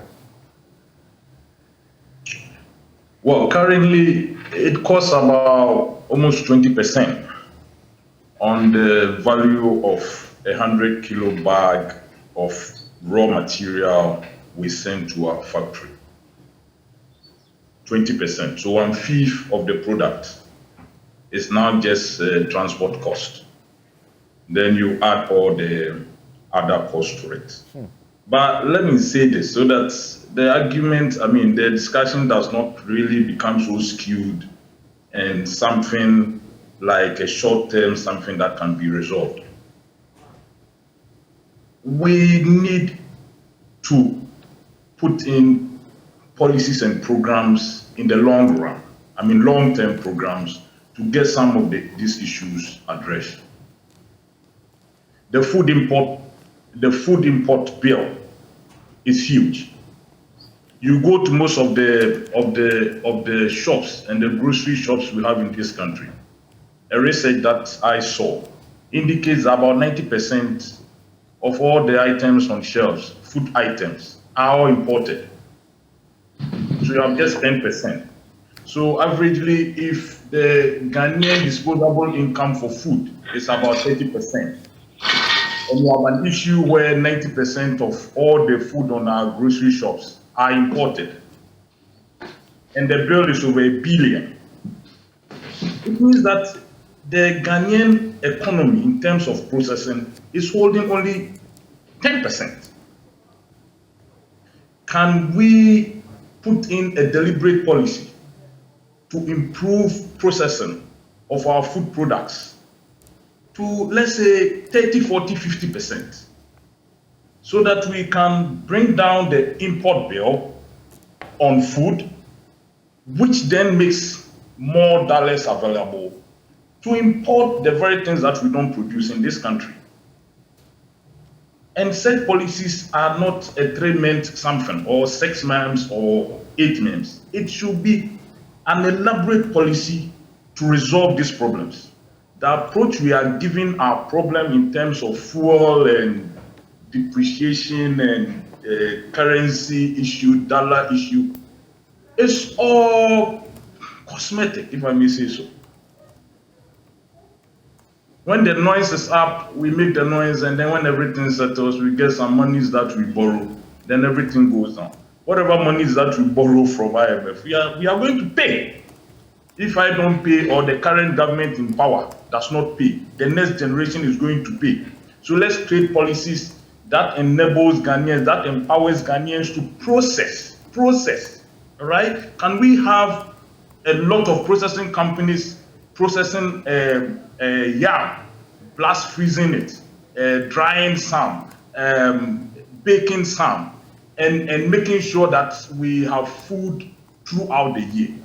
You know, food can be cheap, but it needs to be accessible and it needs to be affordable all year round. That is the only way we can go. And you can only do this if there are real policy interventions that is helping to solve some of these problems. Other than that, we can talk about everything, but still, fuel, which constitutes a very greater portion of almost all the operations that we have in this country, either in industry or transport or anything, as long as that is affected by our depreciation and prices going up, everything is likely to be affected. Everything. Food will be affected, transportation will be affected, our livelihood. We don't have an efficient train system that allows us to cut large volumes of product from one point to the other. Right. And the cars that we are using so much fuel.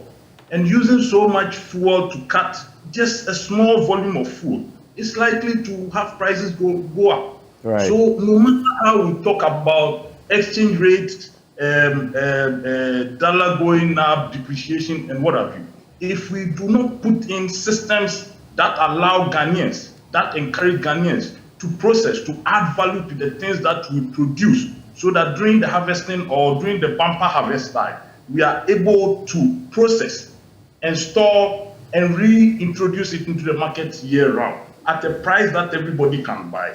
We're just joking. Right, long term you are looking at. So let's hear Joseph Obeng. Guta, what is your reality? Yourself, your members, as far as the fuel price hikes are concerned, and how quickly do you need this intervention that the president is looking at? Yeah, Samson, can you hear me? Yes, please. Yeah, thank you so much. Yeah, fuel prices is a very key component of our pricing.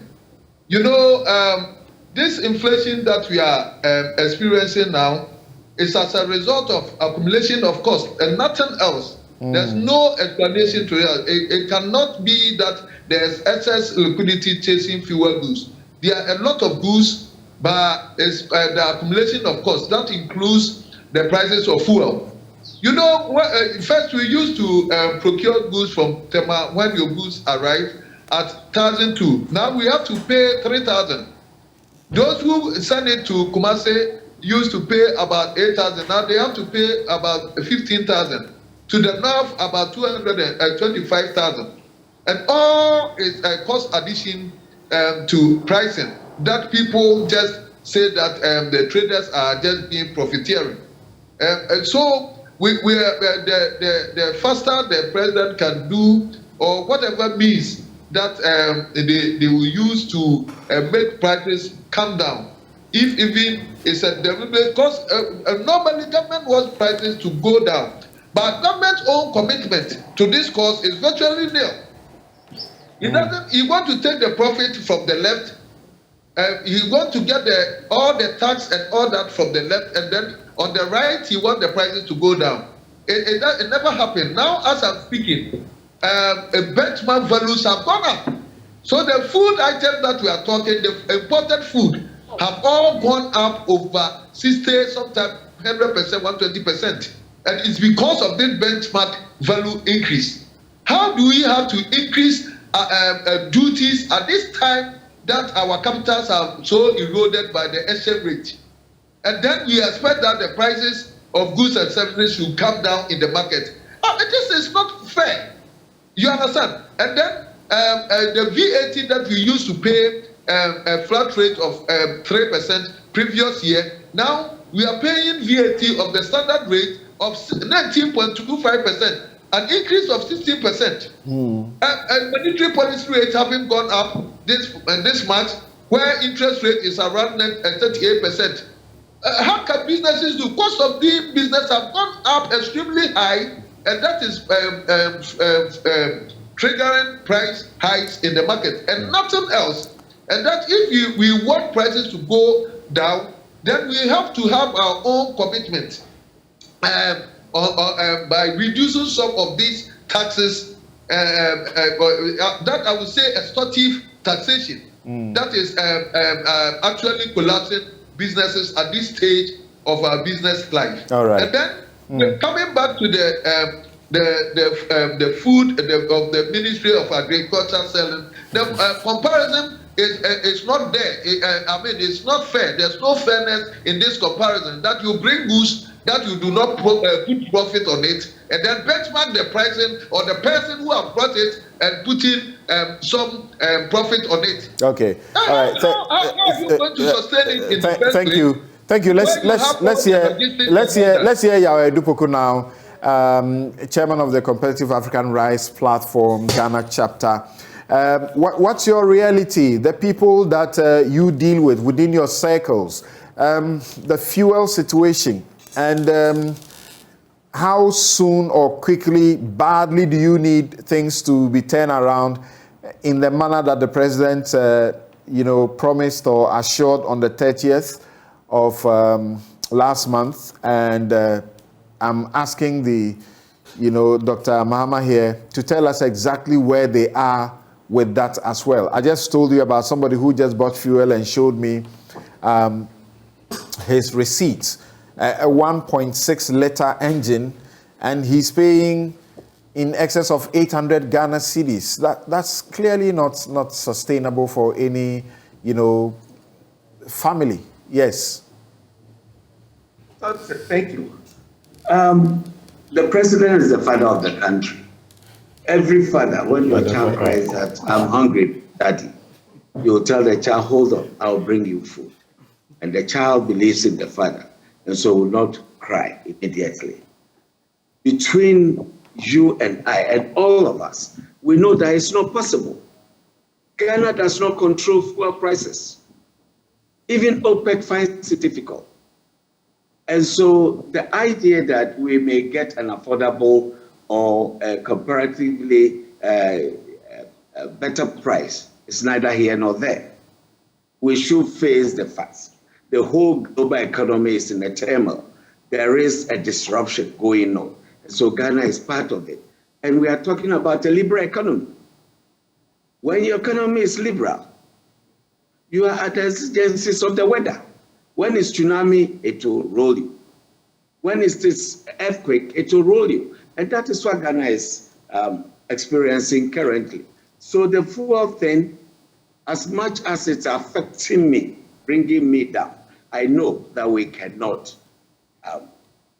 give any solutions as we sit here, or the presidency. It's not possible unless the world price comes down, and then our prices too will go down. We all know that. So let's put that to one. On the other side, listen, I told you right from the beginning that transportation, logistics, has increased fourfold. I came from Accra to Rara in the Oti region, 24 cities per the gallon of diesel. And so I bought 1,400 to get me here. I would need maybe half of that to get me back to Accra. This is the reality we are facing. And it is something that is beyond all of us. It's so we need simply to come not back sustainable. and look at. Can you hear me? Yeah, it's simply not sustainable. But Samson, look at it this way. In a country where everything is imported, we want the heavens to open up for us. We sit in the television studios and we talk. Radio stations and we talk.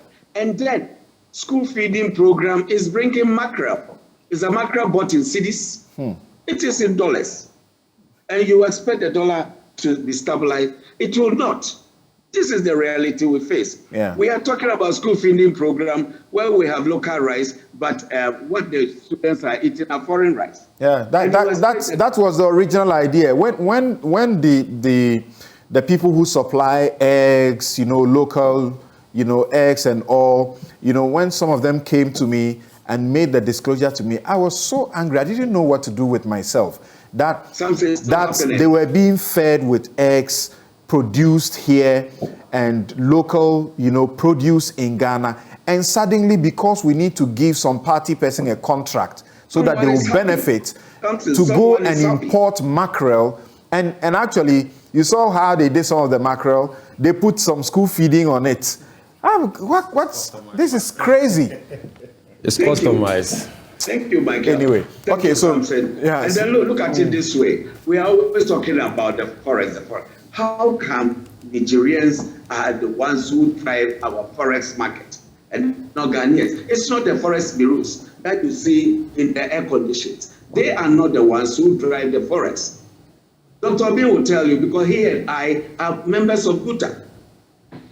It is the Nigerians who drive the forest. And where did they get the money from? From the Bank of Ghana. Let's look at the leakage coming from there. The Bank of Ghana says that it doesn't do this, and that we should be careful. We should be careful about speculating if we don't have the evidence. No, it's not speculating. I am an importer. Dr. Obin will vouch for me. Yeah. And where did they get the money from? Go to the bank and tell them you want to buy $1,000. You will see an allergy come in. 3 minutes later, the money is finished. The $1,000 you are looking for is gone. And the allergy will tell you, I have it here. How much do you need? It happens, broad daylight. We are afraid to bring it out to the open. Okay. We are all afraid to bring it out to the... Ask my colleague, Abwaje. He and I do soya. Where is he getting his soya from now? 90% is exported to India, where they go and squeeze out the oil and bring us the kid to the poultry industry. So we are buying our own soya in dollar. This is what is happening. Okay. Because it is too disjointed. We have too and so everything is not happening the way it should. All right. If we sit down, we have ministers, we have leaders. If we sit down and we let them do what they are supposed to do, policies that will make us deal within the system. Thank you.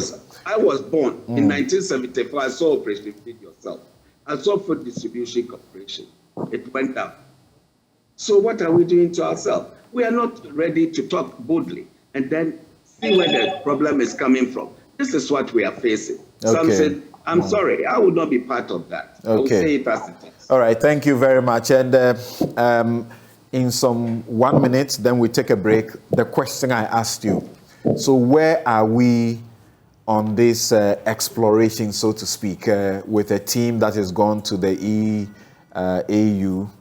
Yes. Yeah, so Council, the issue, just before I answered that, the issue has been acknowledged that we're in a global crisis, and speakers after speakers have noted that. UEA, I said yeah, so they mentioned that, and they are not hopeful, they are not confident, they are not optimistic of the fact that government is going to strike a deal. I would want to ask them to have faith in the government in striking a deal. The team actually will wrap up this negotiation next week, and that is going to probably will take also a high level engagement after they have done the technical and groundwork. So in the course of next week, we expect to have some communication as to the finality of this discussion with the partners or the bilateral discussion thereafter. I'm sure they've been there for about 2 weeks now. I'm sure the conclusion is in the offing. But that said, they have mentioned, government is taking measures to address the issue more sustainable.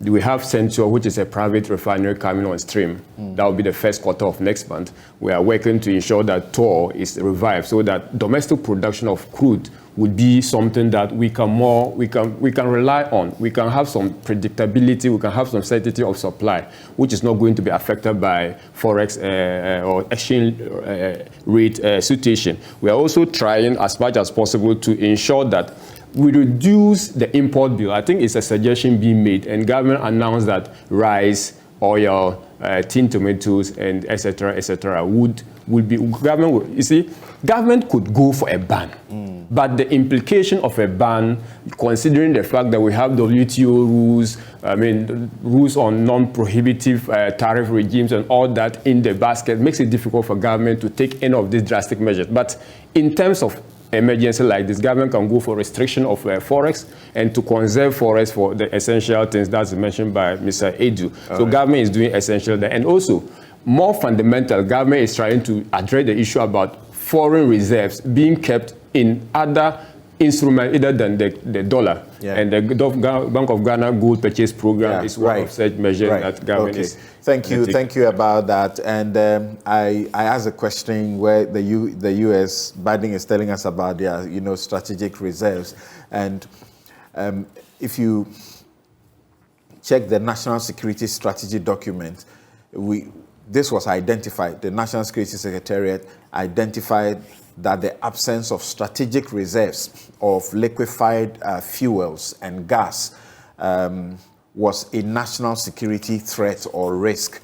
And if you see in there, they advocated for the Ministry of Energy to create strategic reserves for liquefied fuels and gas with funding from the Ministry of Finance. I hope it doesn't just remain in that document and that it is translated beyond that into the actual. We'll take a quick break. When we return, please keep sending your messages to us. We are asking you to share with us how you are coping under the circumstances. Somebody may take a cue from how you are coping. So share with us how you are coping. And do you know what the roadmap to recovery is? The president wants the buy-in of every Ghanaian. And where we are now, that's what it has to take. So do you know what the roadmap is to recovery? Our guests will help us to answer those questions, beginning with whether we are getting an IMF deal before end of the year, and we'll get a budget before then, and what the implications will be. We'll be right back.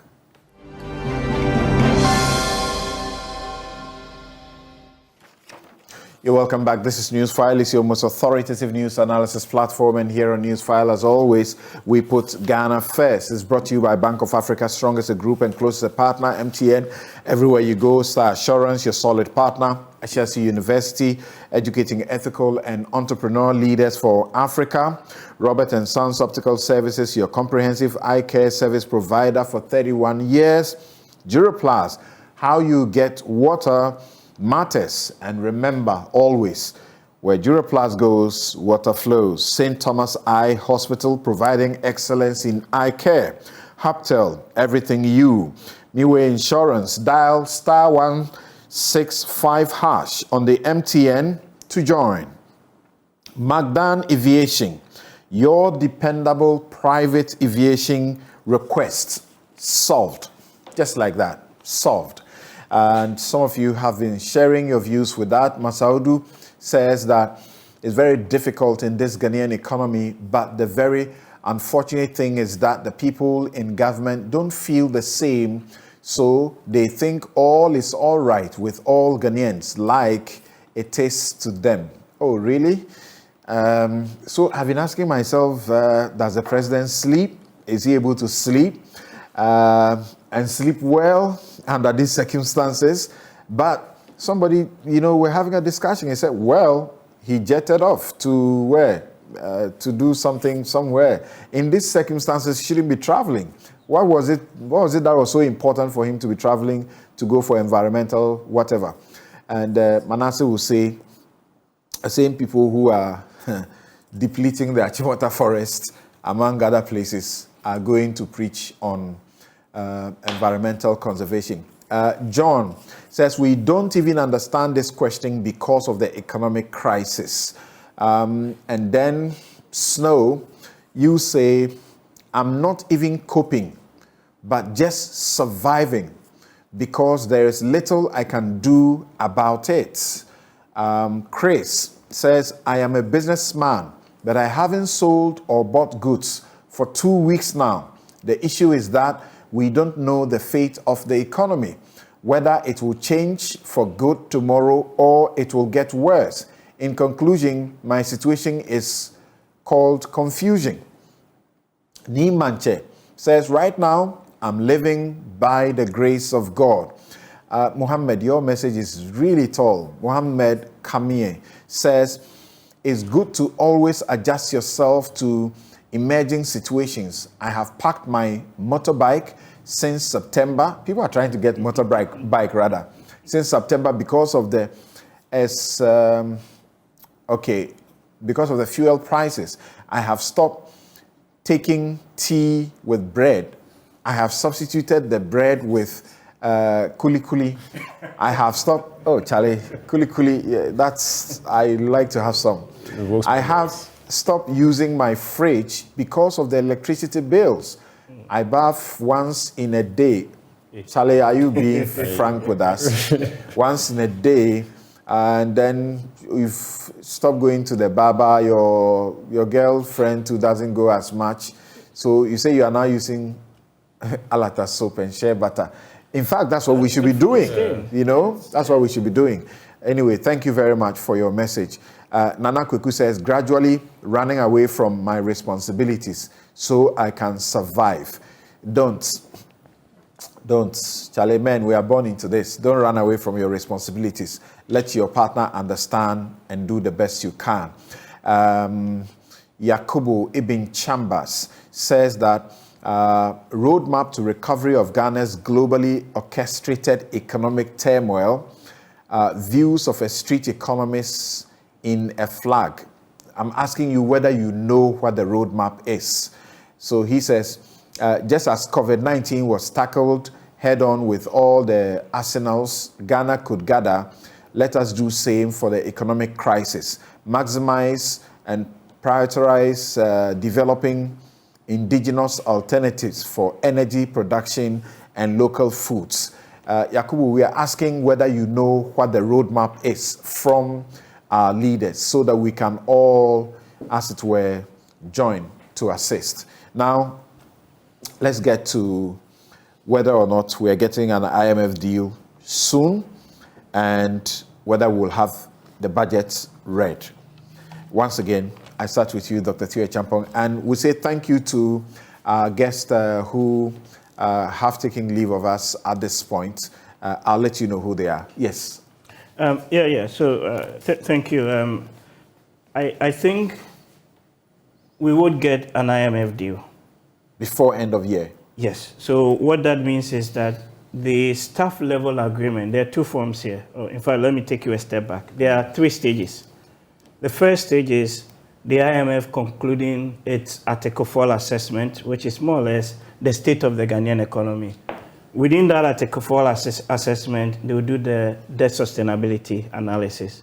And it is that debt sustainability that would tell us whether we have to restructure our debt, whether domestic, external, as a precondition for accessing IMF funding. That's first.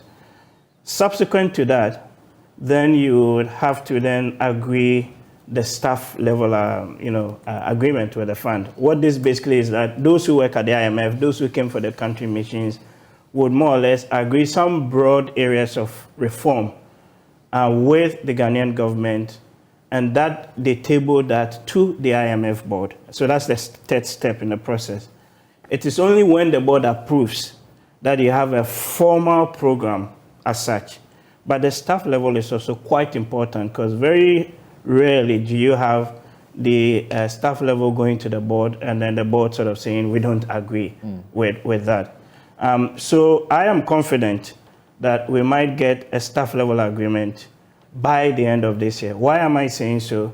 I say so because just 2 days ago, Egypt was able to agree a 46-month program with the fund, also 3 billion under what they call the extended fund facility. Egypt applied in March of this year. In May, their finance minister came to tell the media that the process would take a couple of months.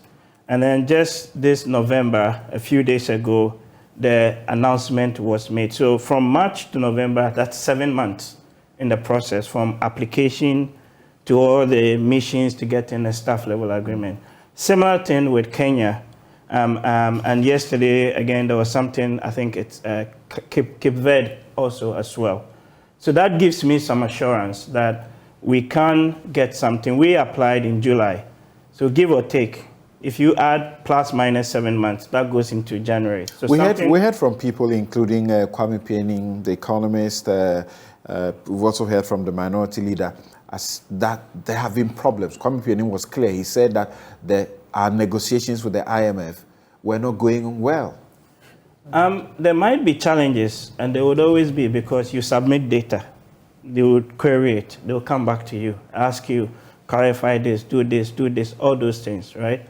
That's part and parcel of the process. I must add, though, that he said what he had to say before the president spoke. Right. And was absolutely confident that everything was okay. At this stage, what would go into the program, or the fund program, the core areas, the fund knows, Ministry of Finance knows, and I'm sure that some of it will be reflected in the 2023 budget. So there's something in the fund program they call prior actions, which is more or less the country has to take certain tangible steps to show that you're trying to fix the problem before they approve the financing. That would go. The issue with this government, for me, is really how the communications bit of it has been handled. It's less so of the technical negotiations, actually the PR all around it, where we were here a few weeks ago where one of the MPs sat on this very platform to say, we will have an IMF program by 2 weeks or 3 weeks' time, right? 15th of November. Yeah. And some of us said, no, that's actually not the case. Because even the staff level, by what other countries have done, you're talking 8 months in the process on average in that regard. Well, when I asked him when he said that, he actually said, look, expect the president to announce that to you when he speaks to you. The president announced, the president said it's going to be December, which is a much more realistic target. So the problem is the communications has been, around this issue, in my view, has been rather shambolic.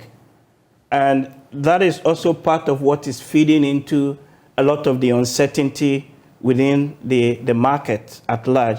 Because we need to be very clear what the government is doing, where they are in the process, and how and when they expect to conclude the deal, but without making emphatic statements that we will get it by so and so date. The second thing also is, even the whole roadmap to the recovery, I'm trying to wrap up here, how many stakeholders have been engaged in that process?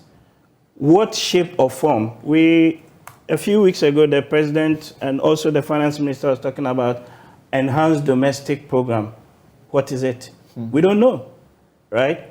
But the very people or the citizens of this country... If people like you don't know, then this is serious. You know bits of it. You know what shape it will take, but the details matter. It's not about headlines. It's really about the substance of it.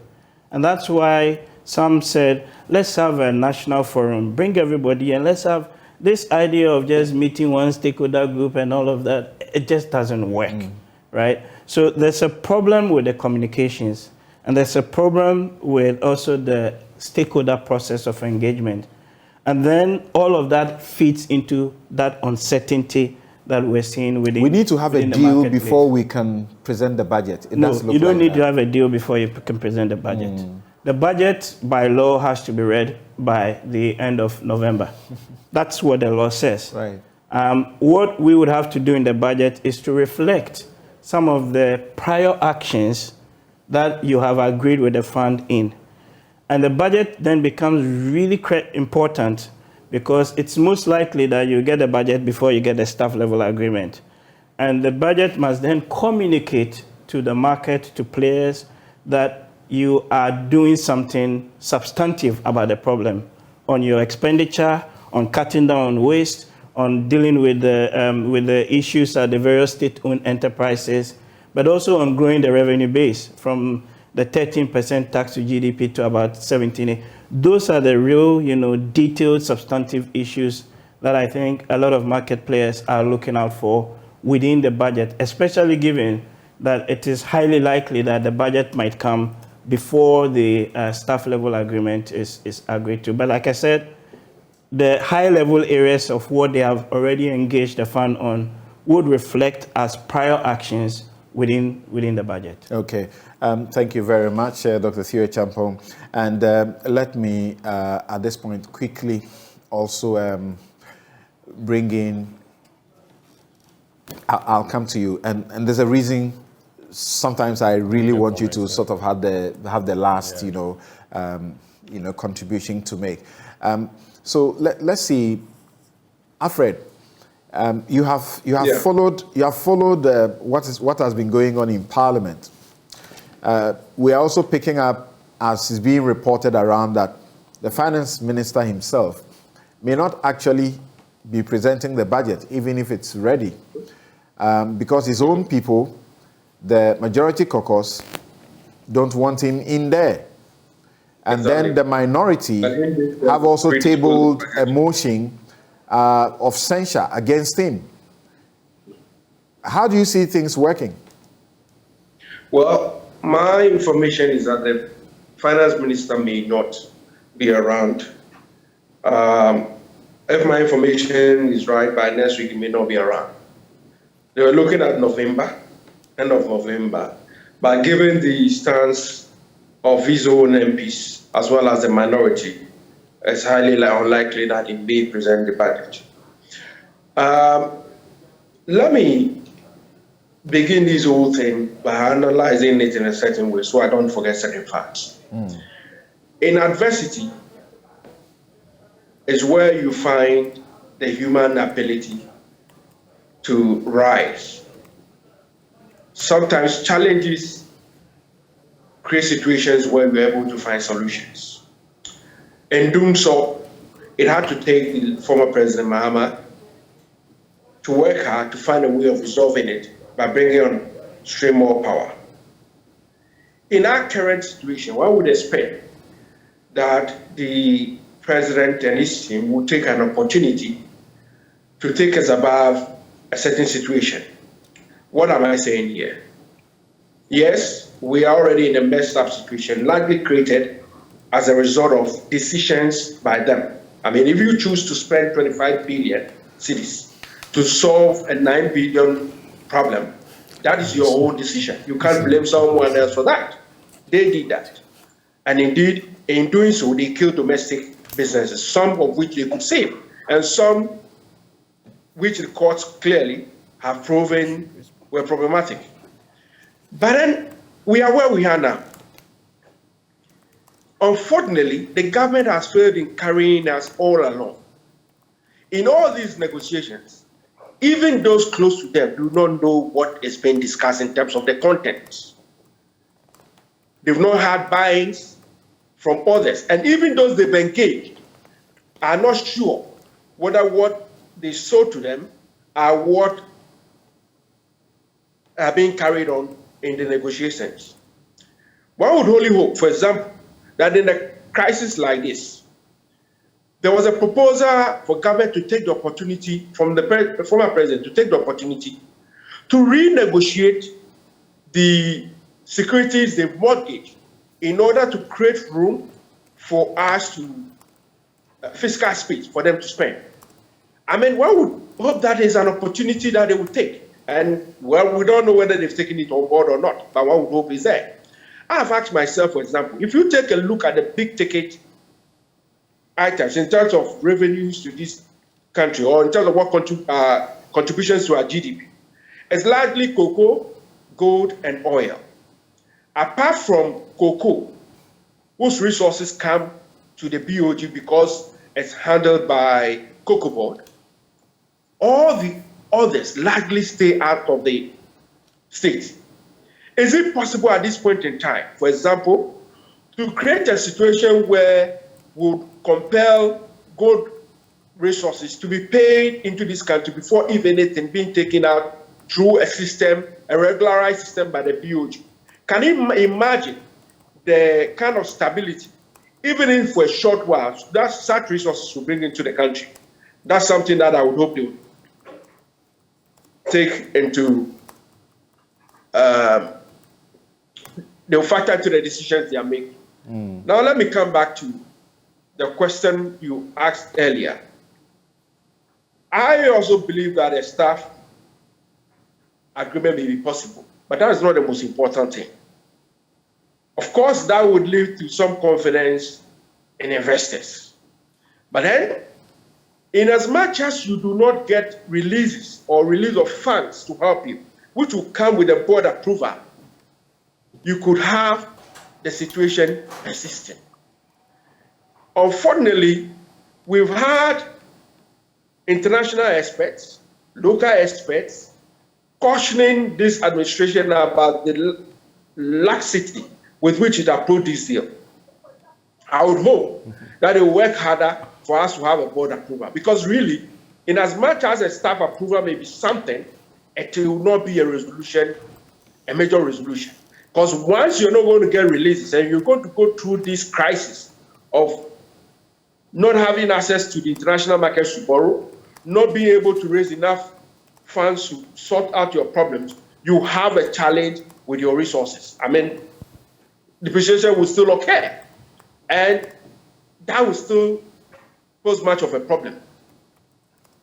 Okay. In that sense, I do not see any serious resolution by December. Indeed, by next week, the second tranche of the cocoa loan, syndicated loan, will come in.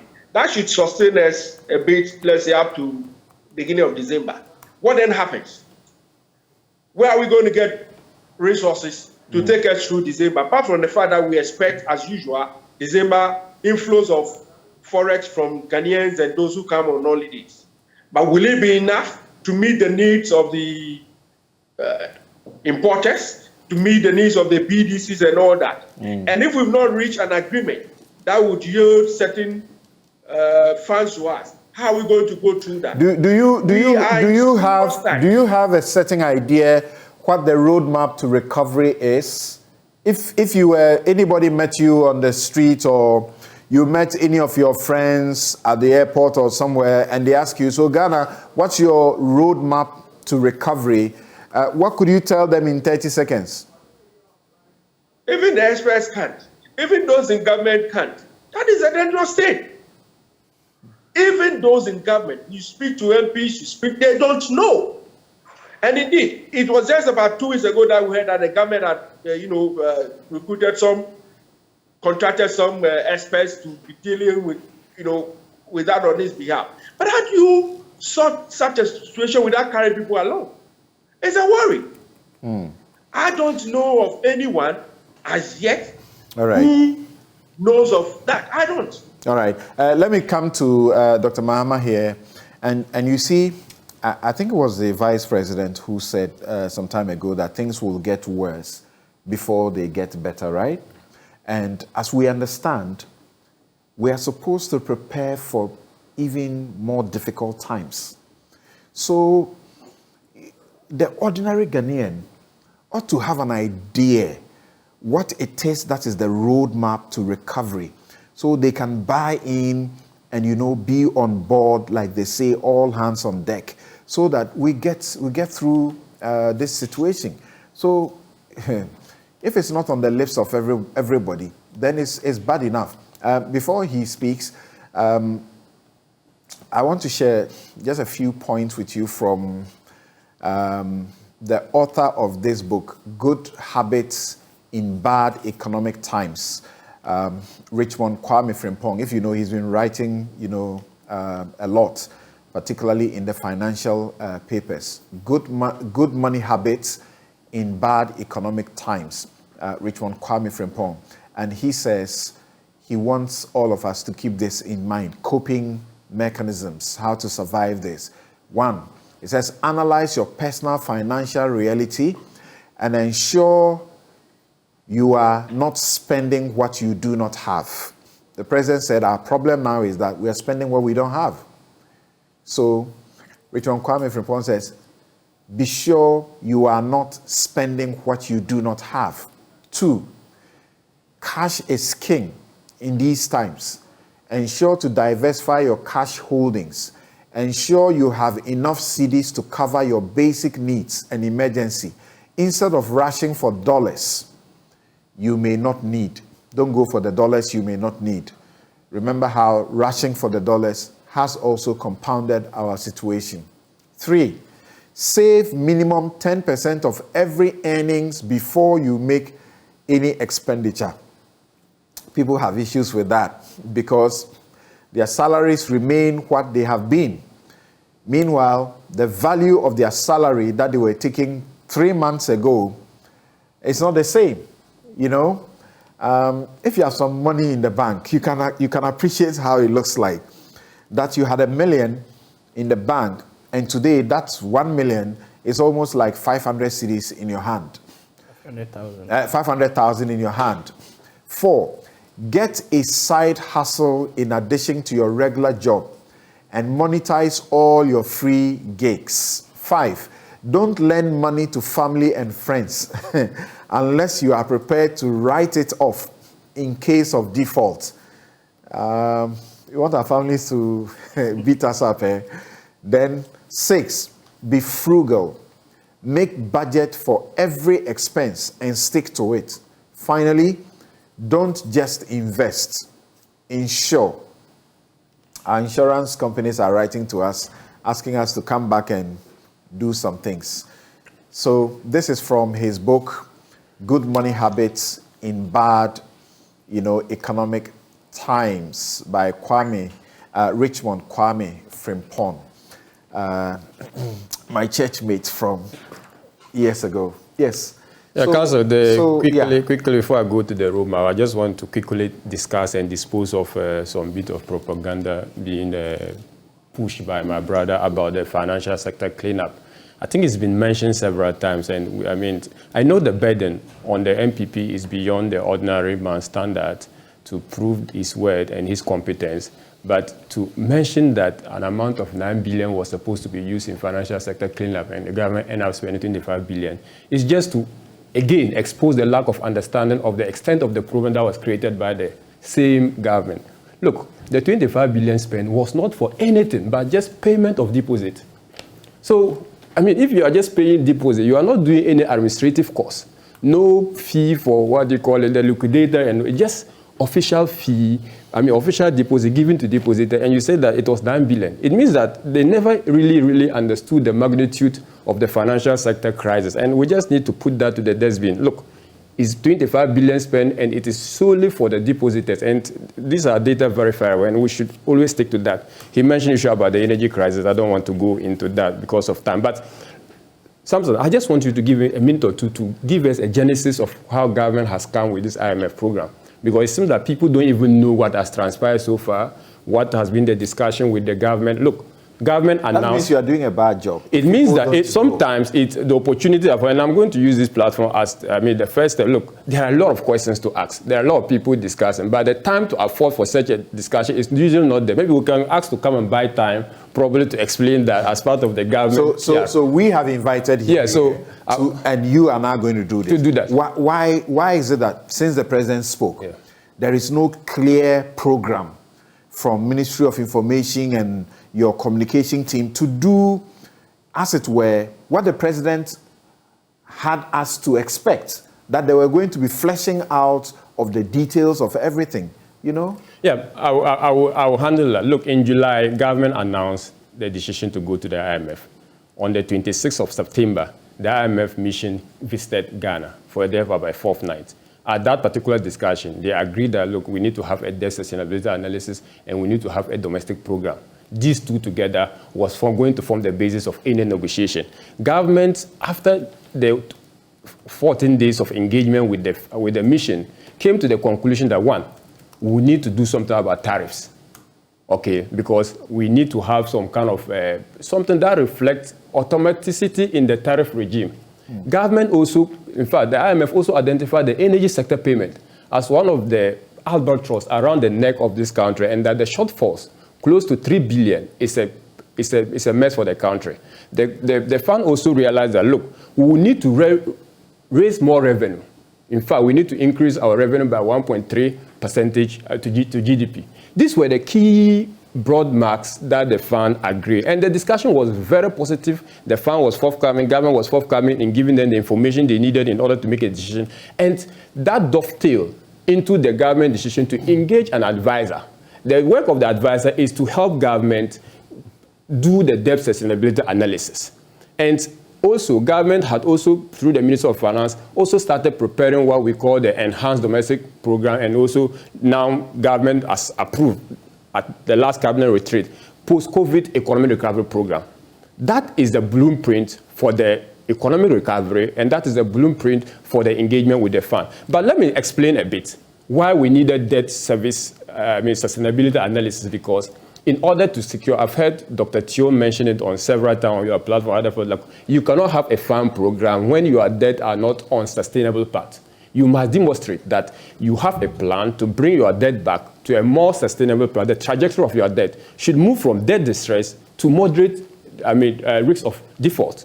So that target was agreed also with the fund, and the fund said that, look, go and look at your numbers, what fiscal measures adjustment you need to do, what fiscal consolidation you need to do, what debt operation you need to do in order to position your country in the path of debt sustainability. And that is what the government was doing. And you remember in October 10th to 16th, the annual meeting of the World Bank and then IMF, the sideline of that meeting again, government was engaging the fund on getting the details of this particular negotiation. Look, the fund program is not a mechanical process, and it's not like asking a friend for a favor, where the person will give you a yes or no answer.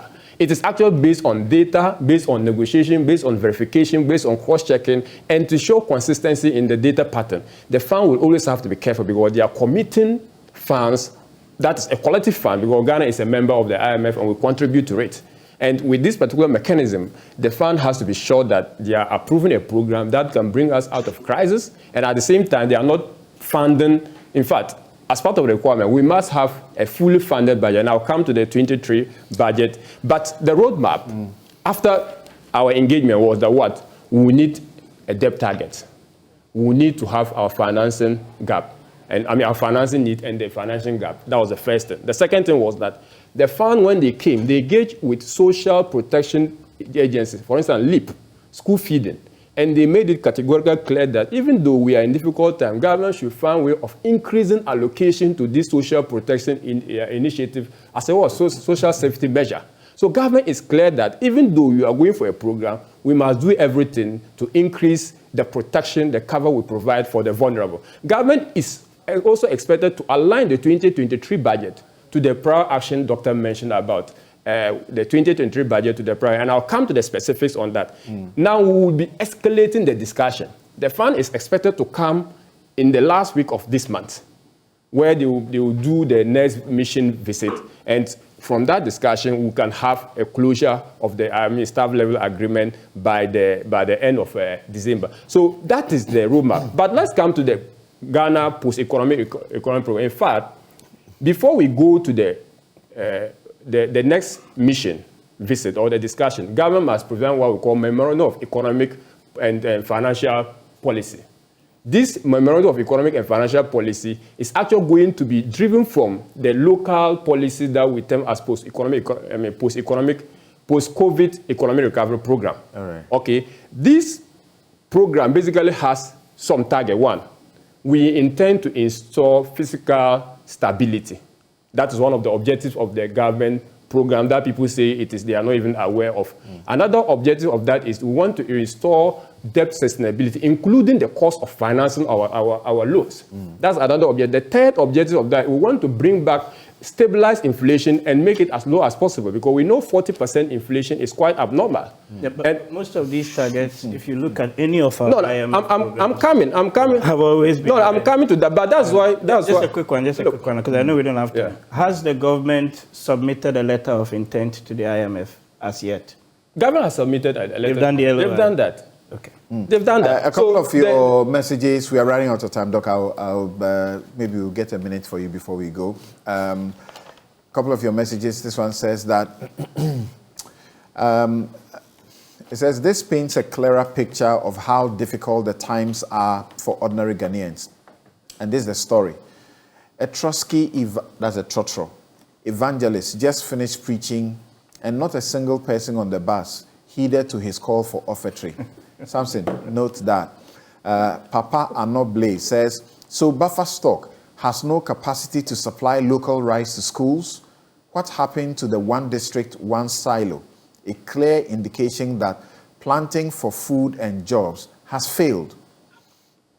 By the way, who has the contract to the rice?